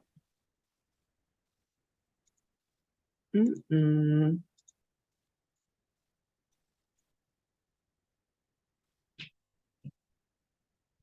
Your Honor, just for clarification, on the Register of Actions for the last date that I can see is September 25th, where she was scheduled for sentencing for October 3rd. But at the bottom of that date, it says that the defendant was terminated from drug treatment court per Judge Holmes, sent back to original judge to be resentenced. That's where the term for the resentencing comes And from. I already resentenced her. What I'm saying is, and then I resentenced her.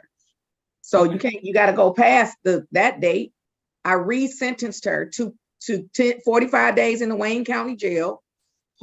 10 days she served, 35 days held in abeyance, and then why is this not coming out?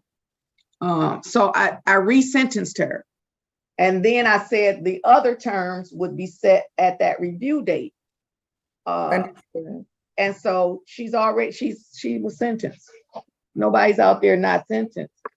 And then I don't know why Judge Holmes' clerk would put in resentence. I don't know why they would do that, but I can't go by that, what they put in the Register of Action. I can't go by that. I keep telling everybody, including probation, the Register of Action doesn't, what's that? That's nothing. That's some information that the clerks put in. They could put in whatever they want to put in. So if the clerk had put in 1,000 days in the Wayne County Jail, everybody would say, oh, the judge sentenced her to 1,000 days in the Wayne County Jail. Of course not.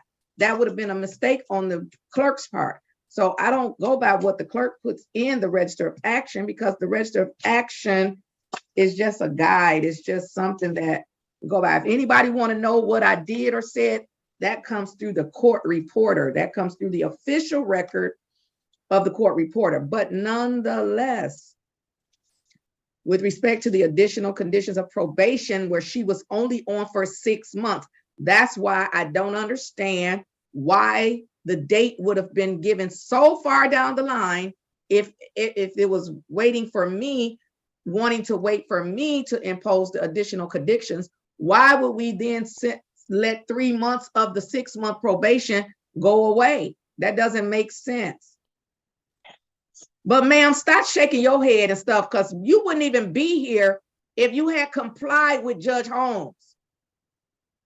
So don't act like nobody inconveniencing you, because we're not. You have inconvenienced us. You have drugged your feet as slow as somebody can drag their feet. You have moved at slower than a snail's pace. So all of that co-signing with me about what I'm saying, you can stop. Because this is your fault that we're here. It's your fault that you got to the place where I was gone for 30 days. That's your fault. It's nobody else's fault. It's yours. So you appear to be so quick to blame somebody else and co-sign it with somebody else. And oh yeah, the judge shouldn't have did that. No, you shouldn't have done it. You should have done what you were supposed to do. So as I was saying, I had only extended the probation for 6 months.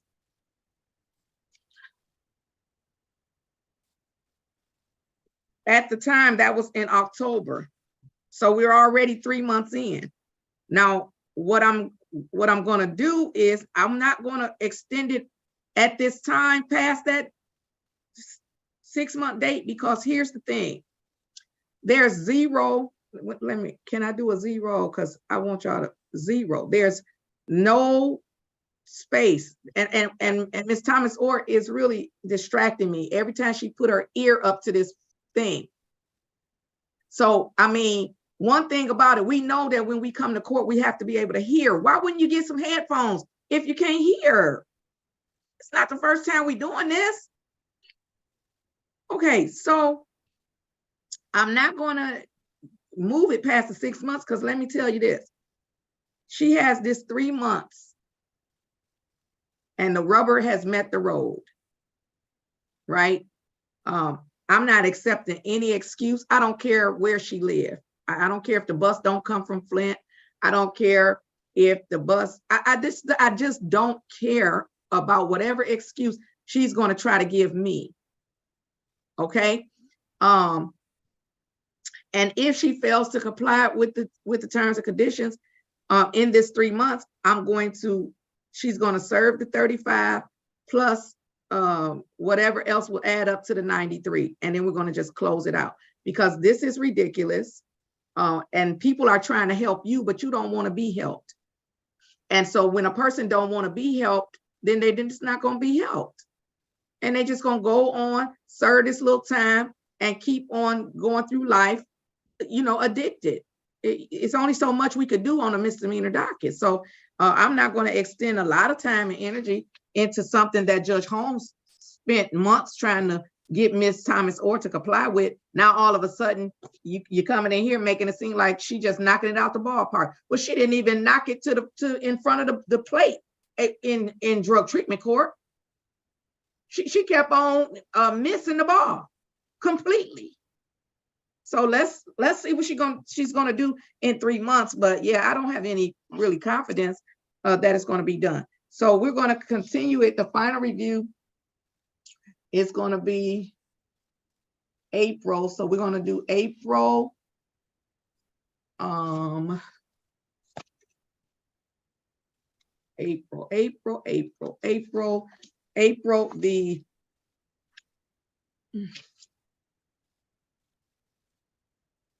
April the 19th at 10:02.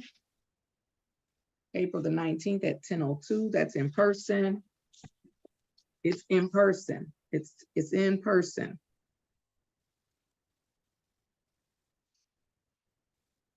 If that means that you got to leave your house at 7 o'clock in the morning, at 6 o'clock in the morning to get down to Detroit by 10:02, then let's leave our house at 6 o'clock in the morning, so we can get to Detroit by 10:02.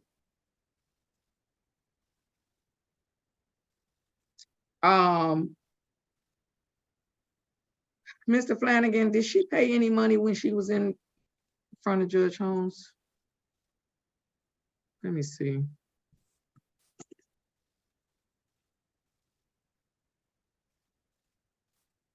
Back up here. So it looks like she still owes $1,220.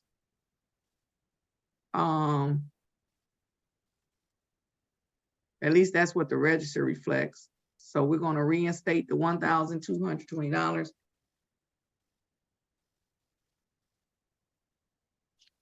And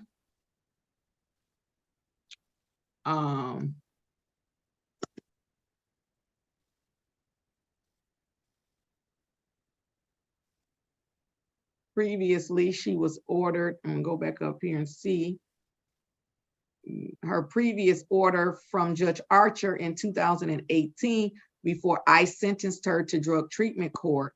She was going to, she was on a 12-month probation. She was going to attend the Victims Impact Panel. So of course, we're simply reinstating the previous probation terms. She was going to attend the Victims Impact Panel. I don't know what that means, 1 time per week. The Victims Impact Panel doesn't work like that. She's going to attend a 12-step program once a week. She's going to complete the Alcohol Highway Safety Education Level 1.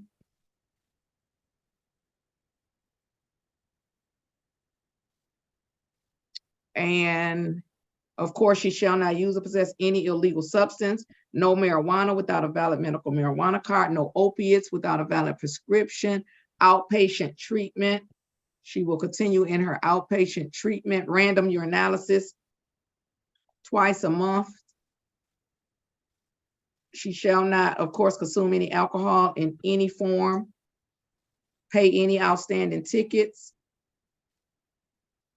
clear up any warrants.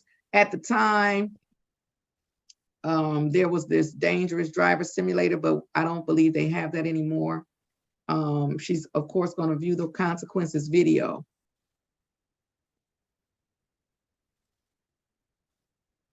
And I suppose they have assigned Officer Schiatti to the case. So that's her probation officer. Hear me when I say, unless we run into an apocalypse, she need to do this stuff. Hear me when I say she doesn't have any room for any excuses. Hear me when I say I'm not scheduling any review before this April 19th date. She's better get in touch with Mr. Schiatti and get to moving on this stuff. And then, of course, the 35 days is still held in abeyance. And then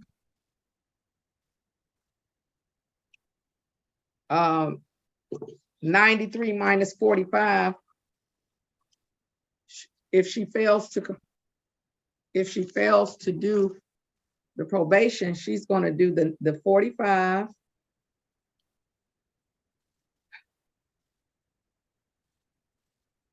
Or I should say she's going to do the 35 plus 48. So she's going to do the 83. She's going to do 83 days if she fails to complete this. Hear me when I say April 19th is in person.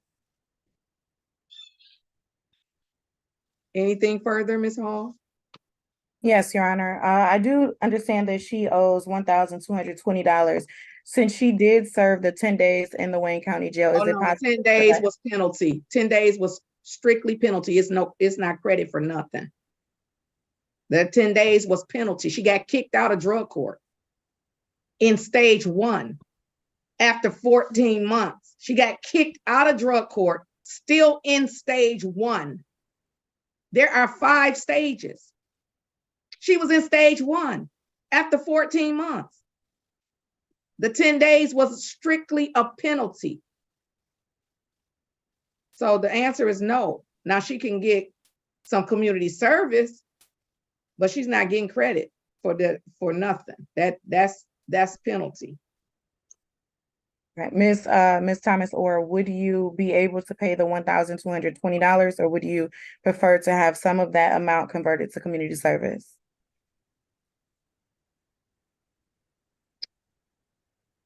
Well, from my understanding, I had a different price. They dropped it when I was in sobriety court to about Girl, 800 or something. ma'am, So, it's I not mean, does it dropped. change? You did nothing. You did, oh my goodness. You did No, nothing. I'm You did asking, did nothing. it change?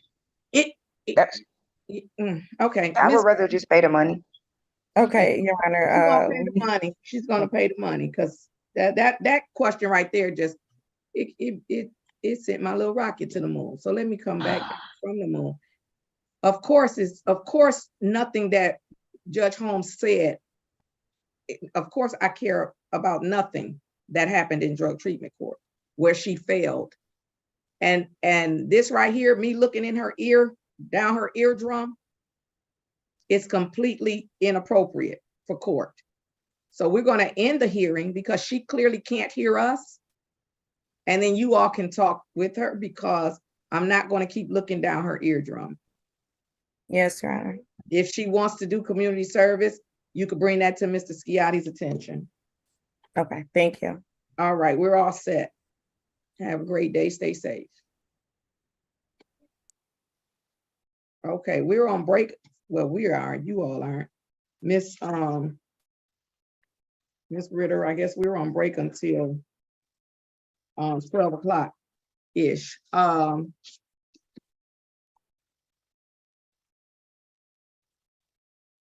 Have a great day, everyone. You too. Yeah.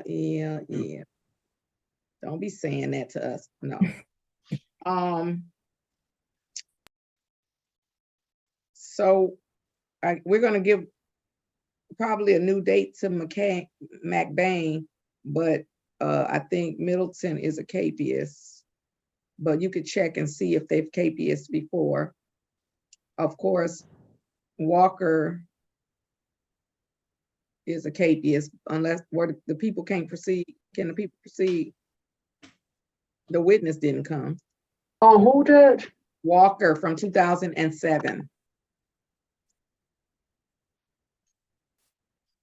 That's at 8:36. No, Judge, the complainant witnesses didn't appear. Yeah, we know. We'll go ahead and dismiss Walker. Hubbard is a KPS. His bond is 50,000 cash surety plus a GPS tether. Make it 50,000, 10%. Plus a GPS tether. And that's it for the morning docket. So Ms. Stevenson, I guess you're all set until 1:30. Okay, see you then. Hold on before you, can somebody tell me, did we ever get an answer to the case that was on the docket? It might have been last week or so. I was in person, so it had to be last week. It was a U ticket. Whatever happened to the U ticket that was on my docket, and we never gave a date because it's not supposed to be on my docket. My director, Ms. Thomas, asked for the file and I gave it to her. And that was the last of it that I've heard. I need you to follow up because the person is out there without a date. Okay. All right, then we're on recess until Mr. Chuka and Mr. Basant logs back in. See you this afternoon. All right. And Judge, I tried to call the complainant witness and I left a message. He didn't answer for Shukla. You're muted, Judge. Yeah, I see. How much is what are you asking? What was submitted? 20,000. Oh, child, that's Miss Ritter. Judge is $271.31. Oh, you see why we can't trust you? Goodbye. I'm on break. Yes. That U ticket has been put on Judge Kenyatta Stafford Jones's docket. There's a pretrial scheduled January 25th. Okay. I wonder why. Oh, thank you so much.